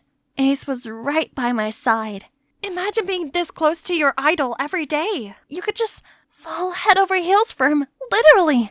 But no worries, people would still think that you're cute, as long as you know how to pose for the camera. One time, I heard Ace say that his ideal type is a girl with healthy, sun-kissed skin. So I figured I should give tanning a try. But when I arrived at the film set the next day, everyone laughed at me, saying I looked like a half-dried up squid. This was so humiliating. Bet Grayson had a blast making fun of me. But instead, he rushed to put his jacket over my head to cover me up. Why are you trying so hard for that narcissist? You look ridiculous. I think she looks kind of cute. Just needs a bit of blending. It's Ace! He's standing up for me. His handsome face suddenly came super close to mine. Care to go on a date with me tonight? Yes, 1,000,000 times yes. I immediately went home after work, scrubbed off the stupid tanning lotion, and got ready at lightning speed. We're meeting at this private restaurant on the 32nd floor of a luxurious building. And there Ace was, the brightest star amongst the city lights waiting for me. He was so gentle and sweet. We were having the best time. His dreamy eyes looked at me like he was about to say something. Something sweet, I could sense it. When flashlights came from nowhere, blinding us. Paparazzi? How did they get in here? Aubrey, is it really you in the picture? Ace, what does it feel like being cheated on? What are they talking about? Just then, a strong arm suddenly grabbed my waist and pulled me out of the crazy crowd. It was Grayson. I'd never felt happier seeing his grumpy face. We got into the van, and Grayson showed us his article of me kissing a random guy at a beach resort. What? This must have been photoshopped. We gotta clear this up. Ace didn't listen to my words. His face was twitching in anger. Do you have any idea how this affects my career? Me being cheated on? That's just pathetic. Pull over. I need to get out. I can't stand you right now. He slammed the door shut, then stormed off. I was speechless. I'd never seen this scary and mean side of him before. Don't mind him. He could be a real douchebag sometimes. I'll get you some ice cream, then we'll go home, okay? Grayson's words cheered me up. I'm honestly touched by this cold hands, warm heart kind of guy. Grayson tried his best to shield me from the public backlash, but it was all for nothing. As Moon Entertainment let false rumors spread like wildfire. Now Aubrey, aka me, was being badmouthed everywhere. A tramp? A bimbo? Some even said I was a stain in Ace's career. That's it. I couldn't do this anymore. I launched into the CEO's office ready to give him a piece of my mind, but he was just chilling with Ace. Leah, just the person I'm looking for. I'm about to make an announcement stating Aubrey is not the one in the picture, and you and Ace are still deeply in love. No thanks. I'm here to quit. This pressure is all too much. Now, calm down. Maybe a nice trip to the city of love will help you relax, right, Ace? Of course. Let staff fix this while we take a break and maybe get to know each other better. Come on, I'll drive you home. The last time we met, Ace went bonkers on me, and now he's being as nice as pie. Talk about Jekyll and Hyde. Suddenly, he stopped the car at the riverbank and turned to me. Leah, I was wrong to take it out on you. I've never faced high pressure like that before, and I lost my mind. And you know what? That night, I was about to speak from my heart. I love you, Leah. He pulled me in for a kiss. It was so out of the blue, I didn't even know what to think. But then he opened his eyes and looked at me. So in love, I couldn't help but give in. Baby, I can't wait to be with you in Paris. It was everything I'd ever wanted, right? That night, Moon Entertainment finally cleared up the rumor. That's not all. Pictures of Ace and I kissing were making the headlines. How did they get this picture? Those paparazzi are so sneaky. I was so perplexed, and for some reason kept thinking about Grayson and how he would feel hearing this news. I came to the roof to see him sitting deep in thought. Hey, haven't you heard? They cleared up my scandal. Remember, that's not your scandal, Leah. Don't let Moon Entertainment manipulate your life. You don't trust them? Yeah, and I don't trust Ace either. It's got nothing to do with Ace. He's my boyfriend for real now. Plus, we're going to Paris for a romantic break. Grayson let out a solemn sigh. I guess he was just trying to protect me from the company. But he didn't need to protect me from Ace, right? He still went with us to Paris and lingered in the background with his stone-cold face. I was embracing this moment with Ace, and as we strolled together, a group of fangirls recognized him and flocked around us. One of them even held him back, crying like a lunatic. Ace, don't you miss me? You promised. What are you talking about? Leave me alone. He pushed the girl aside, then dashed out of the crowd. I tried to follow him, but a hand suddenly snatched mine. It was a girl burying her face under a mask and pair of sunglasses. She snuck a USB into my hand and said, Ace's darkest secrets are in here. You're scaring me. What do you want? The girl tried to reply, but Grayson cut in between us and pulled me away. We ran and ran under the sunlight of a spring day in Paris. Why was this single moment way more romantic than anything I had with Ace, my idol? Could it be that I have fallen for Grayson? Grayson took me back to the hotel, looking somber as he turned to leave. At that moment, I realized I didn't want to let him go. He was the only one who understood me and got me through this crazy double life, not Ace. Neither he nor his celebrity lifestyle suit me. Ace would be better off without me in the way of his stardom. Grayson had tried warning me many times. Maybe the girl in the mask knows something. I plugged the USB into my laptop and a video popped up on the screen. There's proofs of Moon Entertainment manipulating the media all these years to cover up for Ace's scandalous private life. Dark things us fans have never seen before.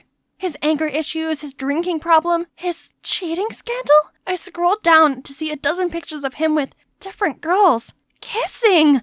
And they're not just random girls, but his actual fans. I know them. Look, it's the crying girl this afternoon. And this one is a well-known admin of one of his fan sites. This was unbelievable. He'd been playing his entire fandom for fools. Right then, I heard grunting sounds coming from the balcony. Someone was trying to climb into my room. Wait, the stranger who gave me the flash drive? For all I knew, she could be a dangerous stalker, given all this proof she somehow had. Panicked, I grabbed the USB, ran straight to Grayson's room, calling for help. His door opened just as the stalker reached us. He hit me behind his back and faced that crazy masked girl. Better not make another move or you'll be locked up in jail right this minute. The girl stopped, hands in the air. The moment we took off her disguise, I was shocked to the core. It was Aubrey. I know this seems crazy, but please listen to me. What you saw in that USB is the truth. Ace's manager provided me with it. What USB? And you didn't choose to leave the industry? The CEO even made all the staff delete your contacts and basically erase your existence. That snake has been lying to you all this time. I didn't quit. I just wanted a little time off to deal with my mental health. So I went on a digital detox for a while. When I came back, I found out I was already fired without a reason and replaced by a lookalike. I was so devastated I didn't know what to do. Luckily, Ace's manager reached out to help me. He's witnessed Ace's true face, and he despised it. But Moon Entertainment's trapped him in a contract lasting till the end of Ace's career. There's no way out for him until now. His manager has been secretly collecting and sending me evidence, then told me to come to you, because you're also one of their victims, just like us. Gosh, this was unbelievably messed up. You know where he went after our encounter this afternoon? I shook my head in confusion, as she showed me a video of Ace making out with one of the girls earlier at a party. How could he be so shameless? Did us fans look like fools to him? No need to hesitate anymore. I'll take this douche down, in the name of his devoted fandom. I went on to play Ace's girlfriend both in the movies and in real life, while Aubrey used my identity to find a new part-time job as a monitoring staff at the National Broadcasting Station, the organizers of this year's Movie Sensation Awards. No way Ace wouldn't attend, since he was nominated for Best Leading Actor. Poor guy. He has no idea what's in store for him. And there Aubrey is. With the help of Grayson, no one even notices we've switched back. I've also managed to earn Aubrey the host position for this year's award. Now take a seat. The show has begun. And the Best Leading Actor goes to Ace! Classic Ace played out his surprised and emotional act when he got on stage. I would like to thank my fans for the support they've given me all these years. I'd be nothing without them. Yeah, right. Now mic off, lights off. Here's the evening's main event. Ace's true face as a deceitful womanizer. Everyone gasped and started whispering. I shined a spotlight on the audience and a girl stands up. I'm one of the girls in those pictures. He told all of us girls he and Aubrey are just a publicity stunt so that we would date him in secret. I was his photographer once, and he literally screamed at me for 20 minutes because I didn't get his good angle. I'm a bartender at his frequented bar where he gets wasted, hits on girls, and starts fighting with random guys every day. The audience start booing and throwing things at Ace. The cherry on top is that this whole fiasco is being broadcasted live worldwide. It's safe to say no one will ever be fooled by this douchebag again. Which means my work here is done. I go outside to see paparazzi and fans swarming around Aubrey. She handles them so gracefully it looks effortless. The limelight isn't for me, and that's fine. I'm glad I'm back to being a normal girl who doesn't have to care about public opinion. Best part is, I get to date my idol manager boyfriend over there. I'm thinking a nice home-cooked dinner to celebrate our successful plan. And our 1-month anniversary as well. What do you think?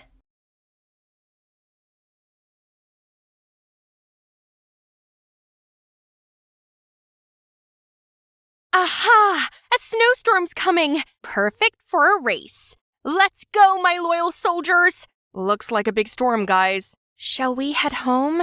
Scared already? Cowards! I was born and raised in the snow. This is nothing. Then I signaled for Bam and Holly to speed up, but they stopped and barked non-stop instead. Is that pile of snow moving? I hurriedly ran over to check. OMG! It's a boy! No, an angel with blonde hair. My heart was racing. Is this love at first sight? Help me. No matter how much Eldon and Era objected, I insisted on bringing this guy back to my place. I had to take care of him myself. Oh, looks like he'd woken up.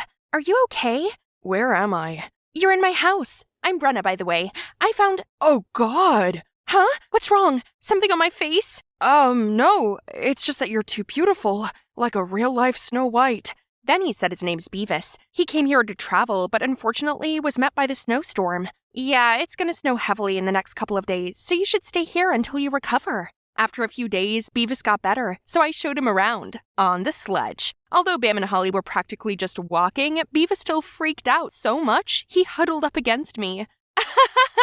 Hold on tight, I'm speeding up. We went up a hill, then through a pine forest and arrived at, ta-da, probably the biggest frozen lake he had ever seen. I taught Beavis how to drill a hole in the ice, then he excitedly dropped the fishing line. The following days, I continued taking him sightseeing, and we were basically inseparable. We went to see polar bears, kayaking among the icebergs. I taught him how to make instant snow by spraying boiling water into the cold air, and we even watched the spectacular auroras together. Wow, I've never seen such beautiful scenery before. Yeah, and I'd never seen such a beautiful face before. Just like that, Beavis spent day after another with me here in the Arctic. It's been so much fun, but for some reason, my friends Eldon and Era were not having any of it. They seemed to hold grudges against him or something. One time when I was arranging supplies in the root cellar, I heard Beavis's ear-piercing scream. I hurriedly checked and saw a white fox dashing out, followed by giggles outside the window. You're such a chicken, big city boy. It's just an extra-large kitty. Then Eldon and Era burst into laughter. Ugh, can those two show a little hospitality? At dinner, I cooked him my signature dish as an apology to Beavis for those naughty friends of mine. He was totally cool about it and even told me stories about his friends back at home and about their lives in Florida. Whoa, it sounds so magical. I wish I could lounge around on a beach and soak up the sun while enjoying my coconut drink too. I went to sleep dreaming about the beautiful urban life. Suddenly, a knock on my bedroom door woke me up. I stumbled to answer it and saw Beavis. Hey, Brenna, could you take me to the toilet? It's too dark outside and that fox might come back. How cute! He's really good at coming up with excuses to be with me. While waiting for Beavis, I planned out what we're gonna do tomorrow. As he got back from the outhouse, I couldn't contain my excitement and told him right away. Hey, I'm all better now. Maybe it's time for me to go home. Huh? Why so sudden? I'm sorry, but I really can't take this anymore. No, how could my first love end this fast? It hasn't even started. Brenna, it's so tough for me to live here. I don't want to boil ice every time I need a cup of water or go to the toilet out in the freezing cold. And how tiring that we can only go around on sleds. But even if we had a car, there's literally nowhere to go in this gloomy place. But still, I've endured it all this whole time because I can't leave you. I think I'm in love with you. Beavis, How about you going to the city with me so that we could stay together? Oh my, it turned out that we both have feelings for each other, but because of that, he had to suffer in silence. Such a sweet guy. And it's true, he wasn't built for this harsh climate. He didn't belong here.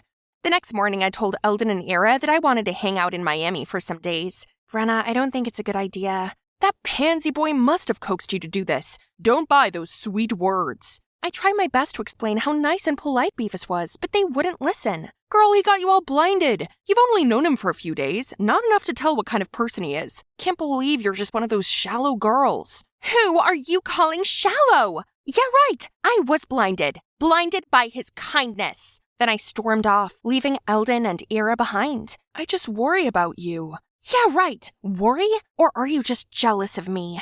I came home to a shivering Beavis. He couldn't stand this freezing weather anymore, and I couldn't bear seeing him like this either. So I told Beavis that I would go with him. Look how happy Beavis was, and I too was excited to visit his hometown. It's gonna be fun. It took only less than 2 days for us to arrange things out, buy the tickets, ask Ira to look after Bam and Holly, and we're good to go.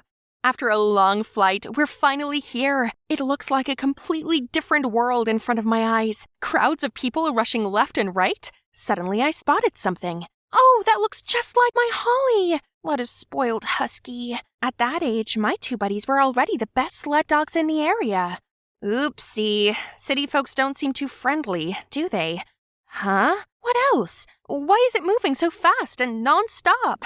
While I hesitated to take a step, Beavis suddenly carried me up in the air. Don't worry, I got you. Oh boy, he's so sweet. Beavis then got me transformed into a city girl. He took me shopping, then got my hair dyed. I really like my silky black hair, but Beavis said this looked better on me. This too, baby girl. This is a tattoo parlor, isn't it? Seeing my confusion, Beavis explained that couples here usually get tattooed on important occasions, and today marks the first day that you walk into my world, so I want it imprinted in my heart. So Beavis and I got matching tattoos that he chose. A weird-looking red shape behind the ears. It might not look pretty, but was definitely unique enough to be special for just us two. Once we were done shopping, we went to a luxurious villa. Oh my, is he taking me to his parents? I'm so nervous, not sure how I should behave when Beavis comforted me. They were nice. Don't worry, just do as they tell you to. Just then, the main door opened. Everyone turned to look at us full of excitement. This must be the first time Beavis took his girlfriend home then.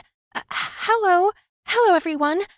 Suddenly a man walked straight over and lifted my chin. Very similar, but this, but that. Just look at her birthmark. It's Demi. Thank goodness. Our beloved daughter has returned. I was still processing everything when everyone rushed to hug me and bombarded me with questions. I turned to Beavis for help, but where is he? What's going on? I tried to explain that I was Brenna, born in the snowy Arctic. Both my parents had passed away, and this was my first time leaving my hometown. But to no avail. My precious daughter, Beavis told us everything. You fell in the woods and had a concussion, so you're having a temporary memory loss. Just get rested for now, okay? Oh, where is Beavis then? I gotta ask him something. Don't worry, your savior will be well rewarded. You'll see him tomorrow. Everything happened so fast, I'm totally lost. But the most I could do now is to wait until tomorrow. I'm sure Beavis will clear things up. Upon catching sight of Beavis, I immediately unloaded it all onto him. Shush, just listen to me first. Turned out, Beavis worked here for the Atchleys family. He escorted their daughter, Demi, on a trip to the mountains, but she ran away. Mrs. Atchley was utterly furious about this and used his ill mother to blackmail him into finding Demi. That's why he risked going out into the snowstorm where we met. But why me? I have nothing to do with Demi. You and Demi look just like twins.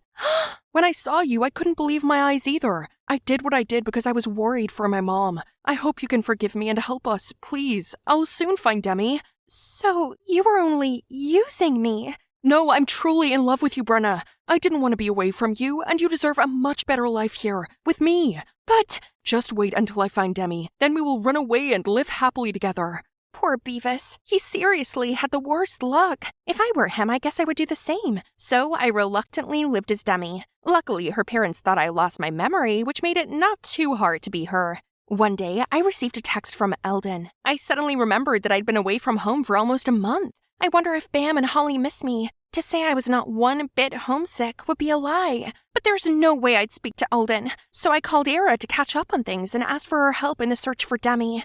It had been a few days already, but neither Ira nor Beavis had heard anything about Demi. Feeling too restless, I went for a walk in the garden. Wait, what's that noise? Eldon? See what you got yourself into, idiot. Told ya, I saw right through him. Why are you here? And what are you talking about? Ira already told me. Beavis obviously only sees you as someone else's replacement. He doesn't love you. Let's go home. No, let me go. Stop bothering my girl. Leave me alone, please. You're only making things worse. This place has everything and it's much better than a hellhole in the middle of nowhere. Live there all you want. Don't drag me down with you. Eldon immediately let my hand go. He didn't say another word but gave me a disappointed look. Was that too much? Well, he's the one who kept sticking his nose in others' business. Who is he to control me? After that day, I still saw him lurking around the mansion sometimes. So annoying. Who in their right mind would be out in this scorching heat? Today, Mrs. Ashley, suddenly took me shopping. I guess having a family like this isn't too bad, huh? She said tonight I was attending an important dinner party, so I had to put on this tight dress along with a pair of killer heels. They looked pretty good, but I really couldn't breathe. Jeez, how can anyone do this? It's literally harder than walking on thin ice. Ah! Phew, that was close. Thank you, sir. Careful, I can't be around to protect you all the time. Eldon, why is he still so kind to me? I wanted to say something to him, but Mom already signaled for me to hurry up from afar. I rushed to the car, leaving him there. Thanks to Mom's preparation, the guys there were staring at me without blinking, especially the special guest. Mom told me that I was supposed to be smiley and friendly to Otis, but how was I supposed to do that when he kept rambling all these boring stories? My eyes wandered around, searching for Beavis and an excuse to leave. What are you looking for, sweetie? The most important person is already right in front of you. Ugh! I pushed him away, then ran off. There Beavis is. We should get out of this boring place. Oh, Mrs. Ashley's here too? What? That's it? I risked being in danger just to find her and bring her back to you. Don't take me for a fool. I'm only her stepmother, but I can tell that girl isn't Demi. I just let you off since she resembled her quite a bit. You're in no position to demand. But didn't you get Otis all smitten also? Isn't that all you care about anyway? So give me my money. I had to rack my brain to sweet-talk that girl into coming here. That means your sickly mother doesn't exist either, does she? Oh, sweetie, you've heard it all. So what if that's true? You won't get a dime. I'll expose your scheme. Where are you going, sweetheart? It's bedtime. So my phone was confiscated and I'd been locked in this room for 3 days straight. They wanted me to give in and date Otis, but no way. I tried every possible way to escape, but always ended up getting caught. One morning, I was woken up by dogs barking. Annoyed, I went to the balcony to check and saw Eldon and Bam. Eldon signaled for me to stay calm and flew a paper plane to me, then swiftly left. Let's see. Fine then, if that's what he wants. Let's end things here once and for all. I agreed to date Otis like the Ashleys demanded. I even enthusiastically chose my own outfit, did my makeup with a cute hairstyle. Mr. and Mrs. Ashley were very pleased with that. They couldn't hide their excitement and even stood at the gate to welcome Otis when he came to pick me up. As his supercar arrived, Otis, the preppy guy, had just stepped out when Eldon signaled Bam to charge at him and scared him away. Meanwhile, the Ashleys were screaming for security. I was gonna leave in the midst of the chaos, but don't you dare run away! Ugh! Holly jumped out of nowhere and made Beavis fall to his knees. Holly then bit on his pants and dragged him around. Good job, baby! Right then, a car stopped in front of us, and a girl stepped out who looked just like me. This must be Demi! Who are you? Why do you look exactly like my daughter? What kind of father are you to not recognize your own child? This is precisely why I ran away from home. After that, Demi exposed her stepmother and Beavis's evil plan in my stead. Demi's dad frantically apologized to his daughter and admitted that he'd always been so caught up with work that he overlooked family and his wife's scheme. Get out of my sight at once, and don't even think about bringing a dime with you. Then Eldon dragged me into the car, and in the driver's seat was Ira. Thank you, Ira.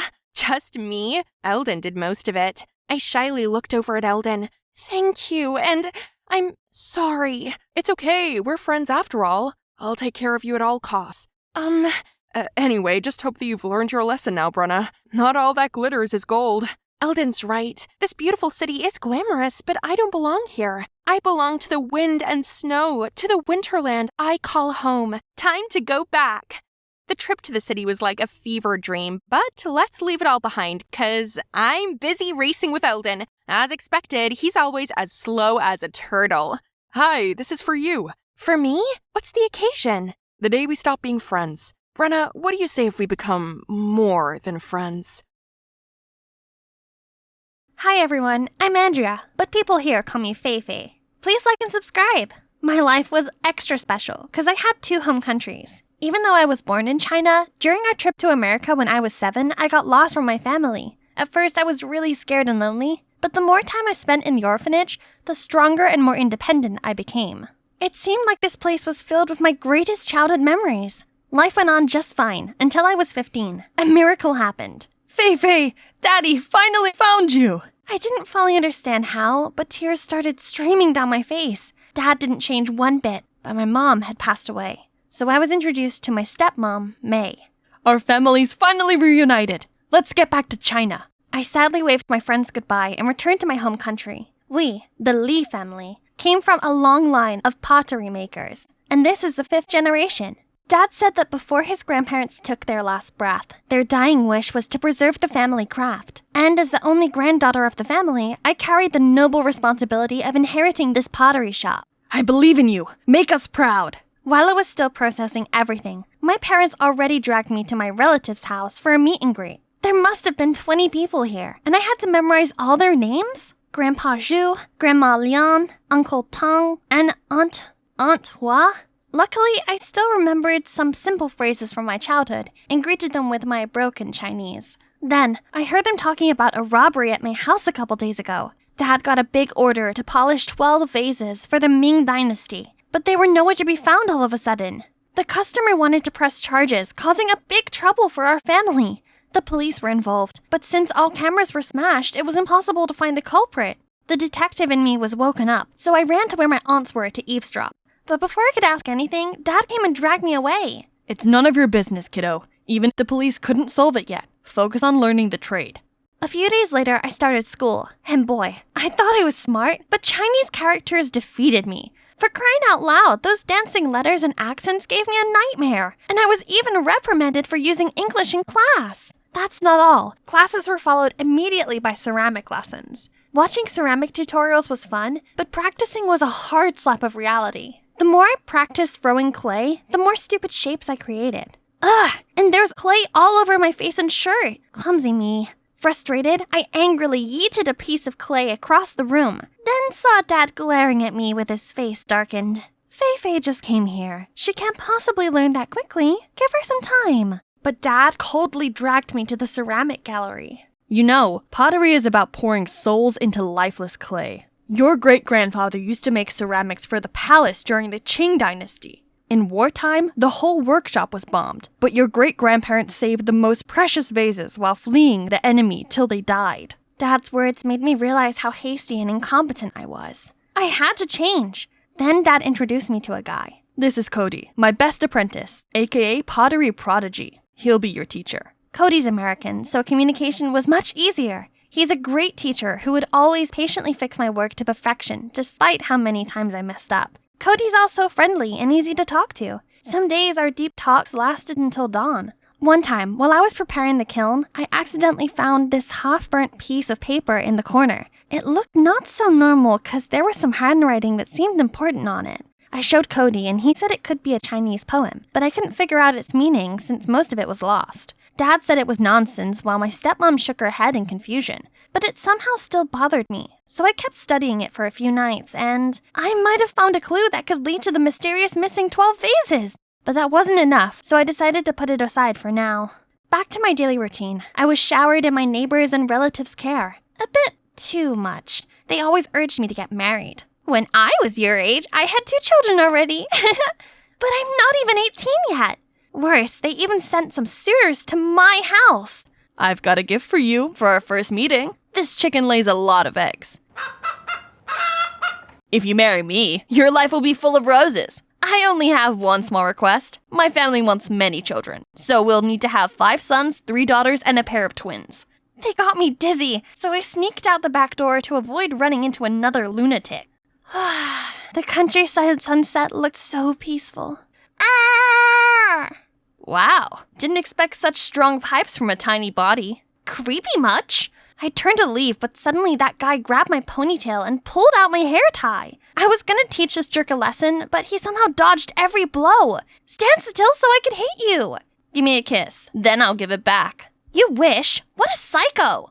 But somehow, now I and this psycho became friends, and we even got closer and closer after seeing each other every day at school. I realized Kai wasn't as annoying as I thought, and even grew sympathy for him when I learned that he also lost his mother when he was little. As his father was busy running his business, Kai was always unhappy and lonely. Now that he had my company, he cheered me up whenever I was sad, and frustrated about not getting better at pottery. However, Cody didn't seem too pleased with this. He appeared out of nowhere and dragged me away. Faye, that guy is a notorious lady killer. Stay away from him. He seems like just a regular dude to me. Okay, to tell you the truth, that guy is from the Wen family, our lifelong nemesis. If your dad knew about this, you're done. I'm a bit concerned, but life isn't a revenge drama. No one can stop me from seeing someone because of some familial feud. Still, I guess I should be careful. Hey, what you hiding? Faye likes a free spirit. A boring guy only plays with clay all day. No chance. Well, I think an innocent girl like Faye needs a calm, mature, and collected guy. Not some free-spirited, spoiled rich boy who only knows how to spend his parents' money. Every time this happened, I had to throw myself in between them and push them apart. One day, my stepmom caught me coming home after going out with Kai. I panicked and didn't know how to explain, but don't worry. Your secret's safe with me. You're stressed out enough. Then she called me in for a deep talk. She apologized for not giving me enough care and kindly asked if I had any difficulties since returning home. Actually, I like pottery, but I haven't improved no matter how hard I worked. The responsibility on my shoulders is so big that it pulls me down. I tried to put up a smile, but there were times that I felt suffocated. Don't push yourself too hard. If it's all too much, take a break and go back to America for a while. A healthy mind comes first and foremost. I'm so lucky to have an understanding stepmother. As soon as she left, Cody stepped out. I didn't know you were under so much pressure. Don't worry, there are other ways to help your family besides making good pottery. You're smart. I know you can do it. So, I started to practice performing tricks with ceramic vases. Then set up a TikTok account to upload videos of my performances. They went viral in only a few weeks, gathering millions of views and propelled the pottery shop to fame. And with that, the number of orders grew rapidly. The national pottery competition was coming. My dad excitedly announced that it was a huge opportunity for our family. Our core team worked day and night to create a unique design that would make an impact. The big day finally arrived, and I was tasked with carrying the vase to the exhibition area. I was so excited to be there, but a stranger suddenly bumped into me, leaving me in shock for a few seconds. Oh my god, the vase! Panicked, I hurriedly checked, and luckily, it's okay. Whew, that was close. The competition officially began. I checked out the other displays. They all looked splendid, but the Wen's family vase literally shocked me to my core. It looked exactly like ours. I went straight there to confront them. This is clearly my family's design. You shameless thieves! Watch your mouth, little girl. And you, keep an eye on your daughter. Don't let her bring shame to your family. Don't tell me how to raise my child. And the vase? The thief will soon be exposed. Come on, Faye. I knew the design can be copied, but not the material. It's made with our family's secret technique. We had a special substance that made ceramics more durable. Now we just need a little luck. Ladies and gentlemen, the winner impressed us with its one-of-a-kind design and outstanding quality. The first prize goes to Wen family! However, we also found out one team's product is made with substandard material and under-fired. The judges also suspect them of plagiarizing the Wen's design. We can't accept such disrespect to the craft. Lee family, you're disqualified from this competition. Before we could recover from the shock, the news already spread like wildfire. Kai tried to explain that he had nothing to do with this, but I didn't want anything to do with him anymore. The Wen family must have made a copy of our vase and swapped it with ours. But when? It's with me the whole time. It could only be... Our business took a nosedive. Orders were cancelled, most staff quit, and worse still, everyone here suspected that I swapped the vases since some of them saw me with Kai. My dad didn't take that news so well. He had a stroke and was hospitalized ASAP. No, I had to find out the truth, no matter what.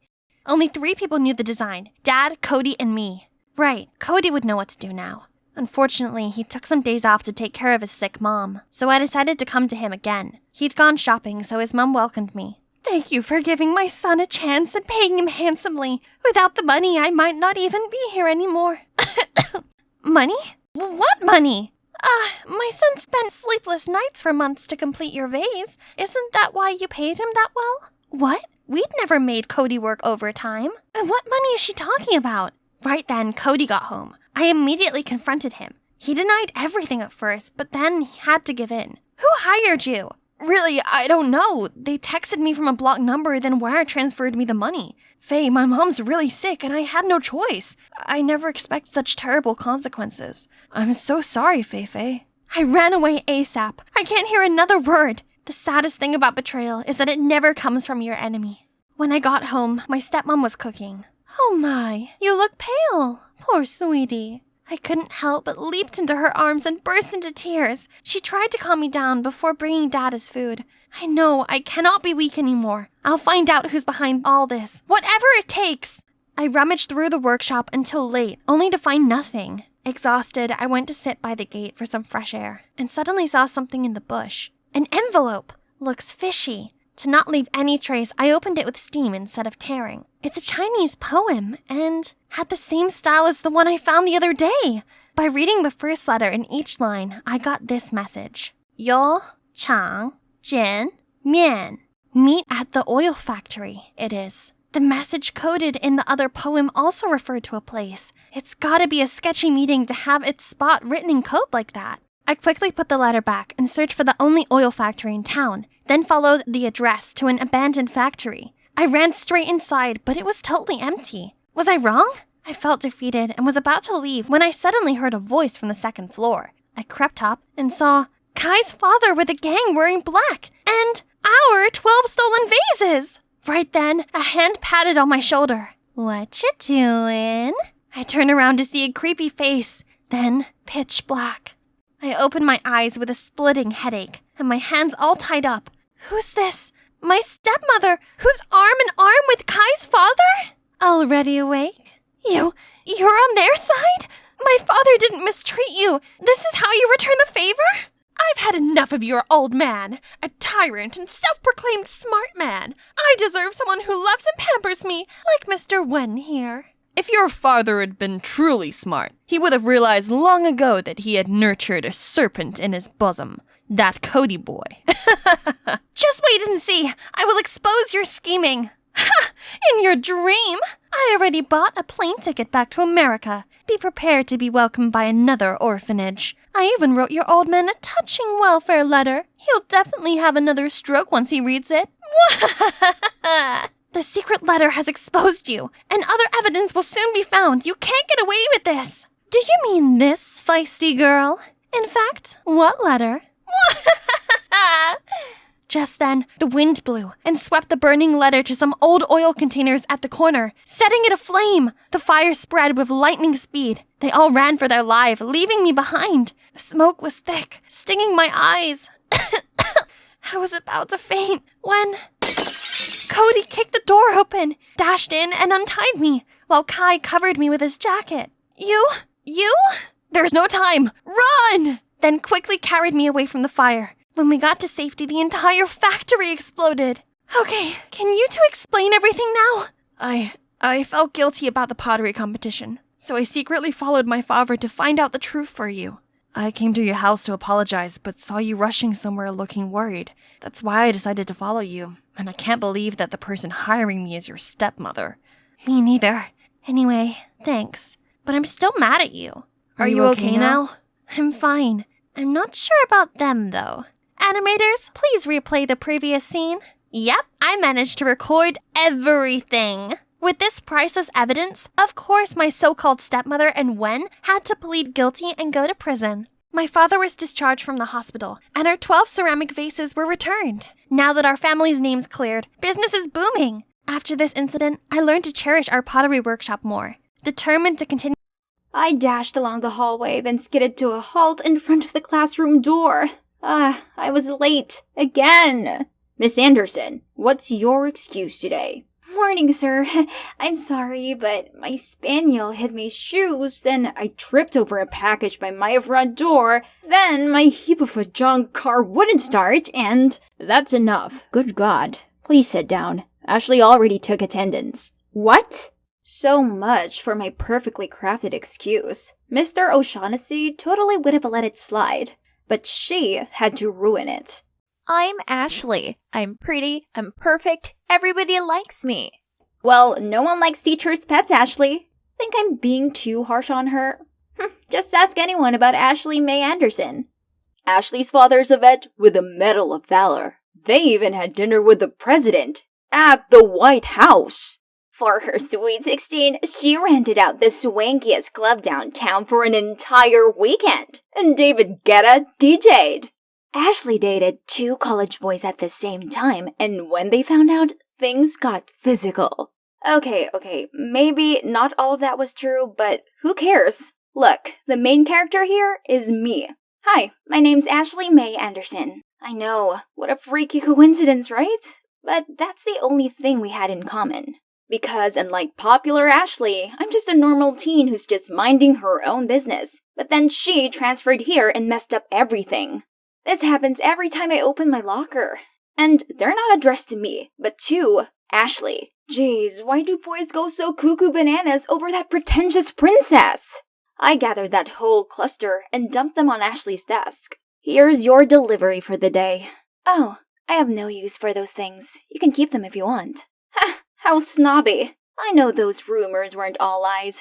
Alright, if you said so. Being mistaken for Ashley was so annoying that I did consider putting a sign on my locker or something.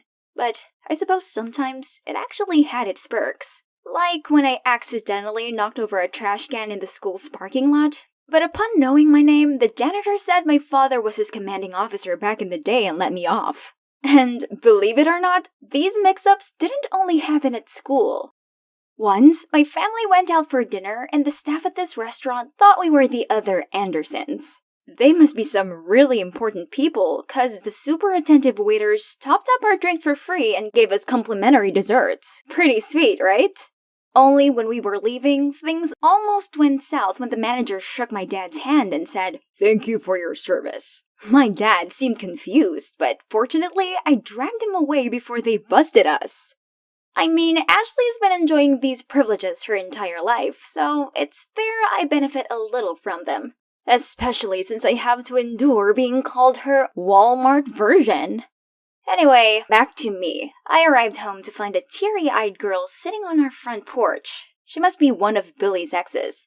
If your brother's a jock that all girls flock around, you'd get used to this real soon. He went through girlfriends quicker than hair gel, and he always had some peeves about them, like Mandy, too clingy, Katie, too dramatic, Maggie, too flirty.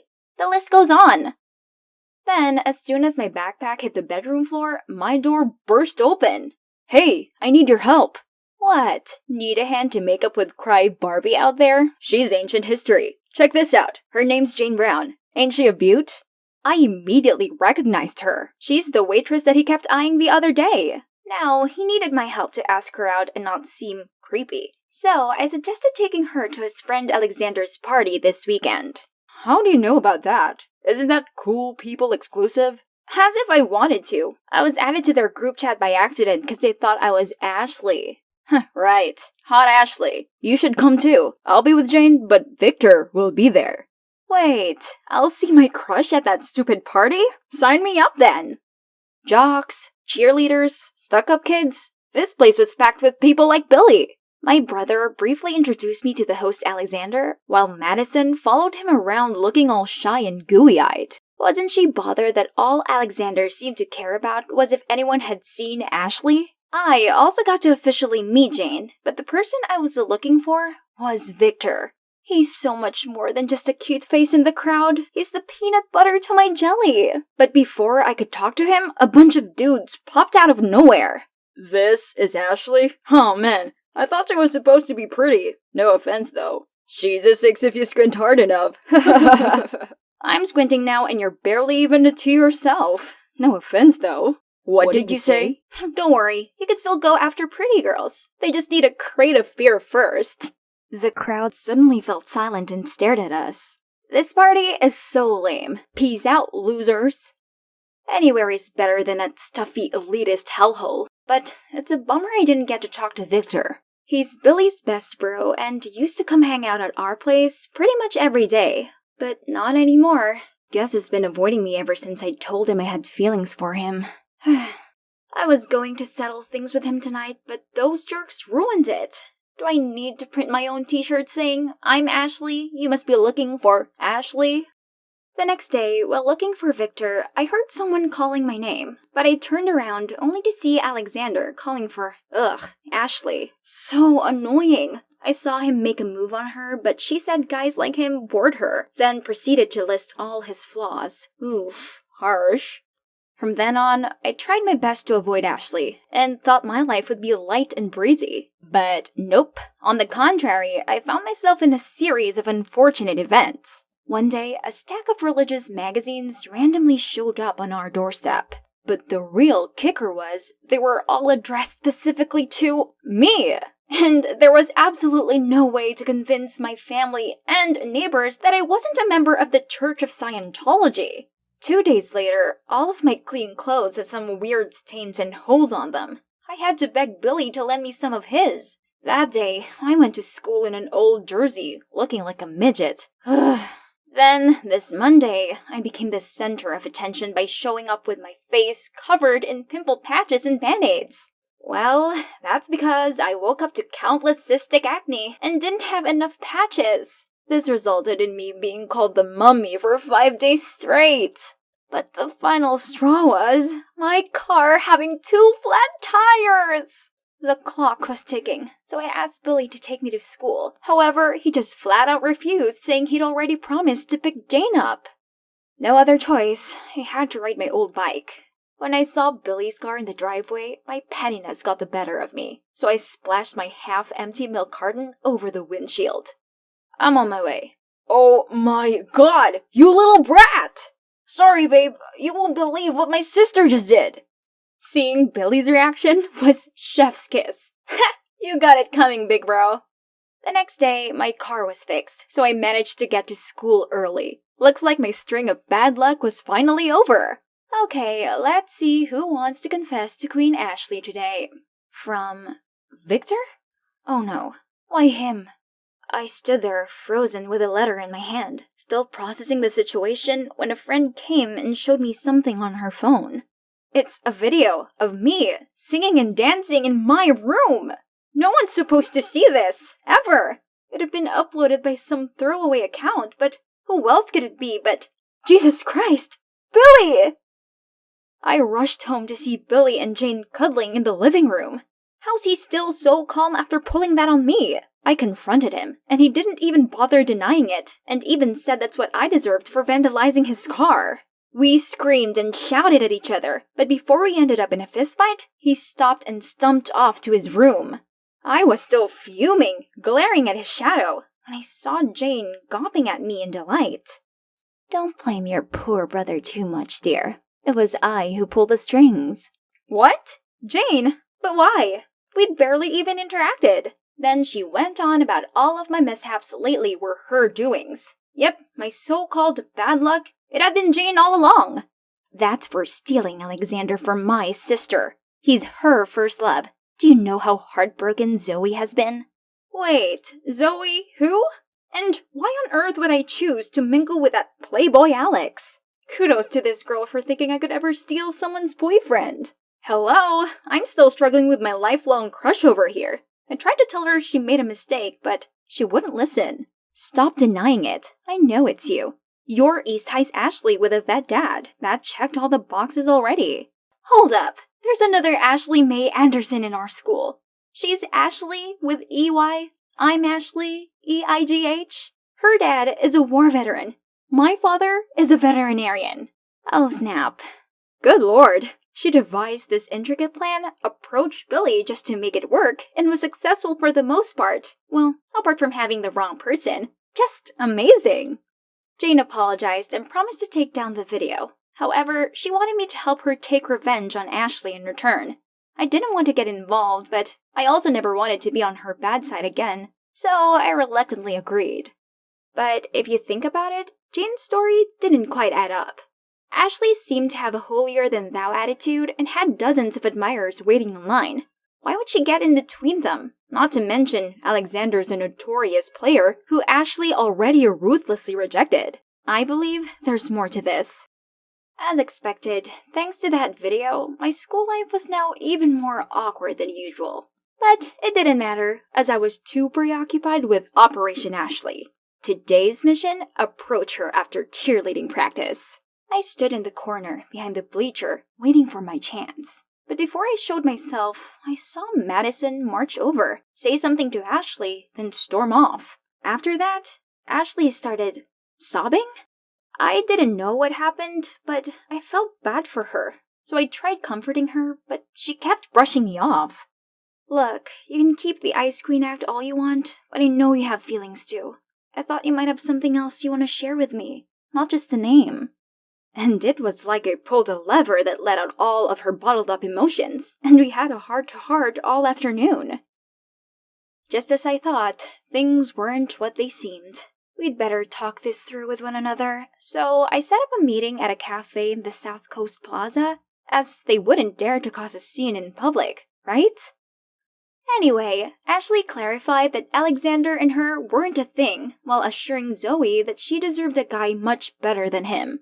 But Alex was really sweet to me. He gave me this present on our 1-month anniversary. Did he say it's his grandmother's? Yeah, he tried giving me an identical one on my birthday. I'd say you dodged a bullet when you two broke up.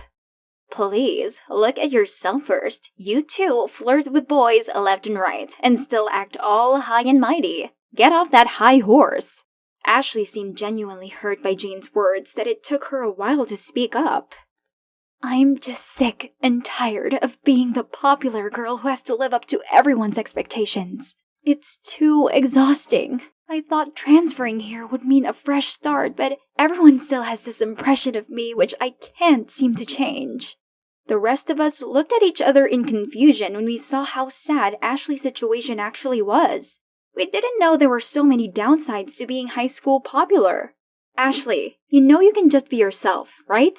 The world will have to accept you for who you truly are. If people don't like you, then so be it. Yeah, if they don't, that's their problem, not yours. You can't fit into a mold to please everyone, 'cause there's no such thing. I don't want to agree with her, but she has a point. Let the whole world know the real Ashley. And you too, Zoe. Someday, you'll find a good guy who loves you for yourself. Alright, girls, that's settled. Now, I have to deal with my own mess. Billy found out the truth and now he's been ghosting me. But I swear to God, I'm in love with this guy. Gotta go. Bye. I couldn't believe I was rooting for my saboteur and her accomplice to be together. But here I was. Go get him, Tiger! The next Monday, Ashley walked to class and had lunch with me instead of Madison and her clique. And, of course, this didn't go unnoticed. You left us for her? What is she? You're not hot, sister? Before I could clap back, Ashley stood up and unleashed her inner sass. This is me living my life as my true self. If any of you bootlickers have something to say about that, you can shove it where the sun won't shine. Sweet Mary, Jesus, and Holy Spirits! Who knew she had it in her? Her words completely decimated those hyenas. And suddenly, someone grabbed my wrist. Victor?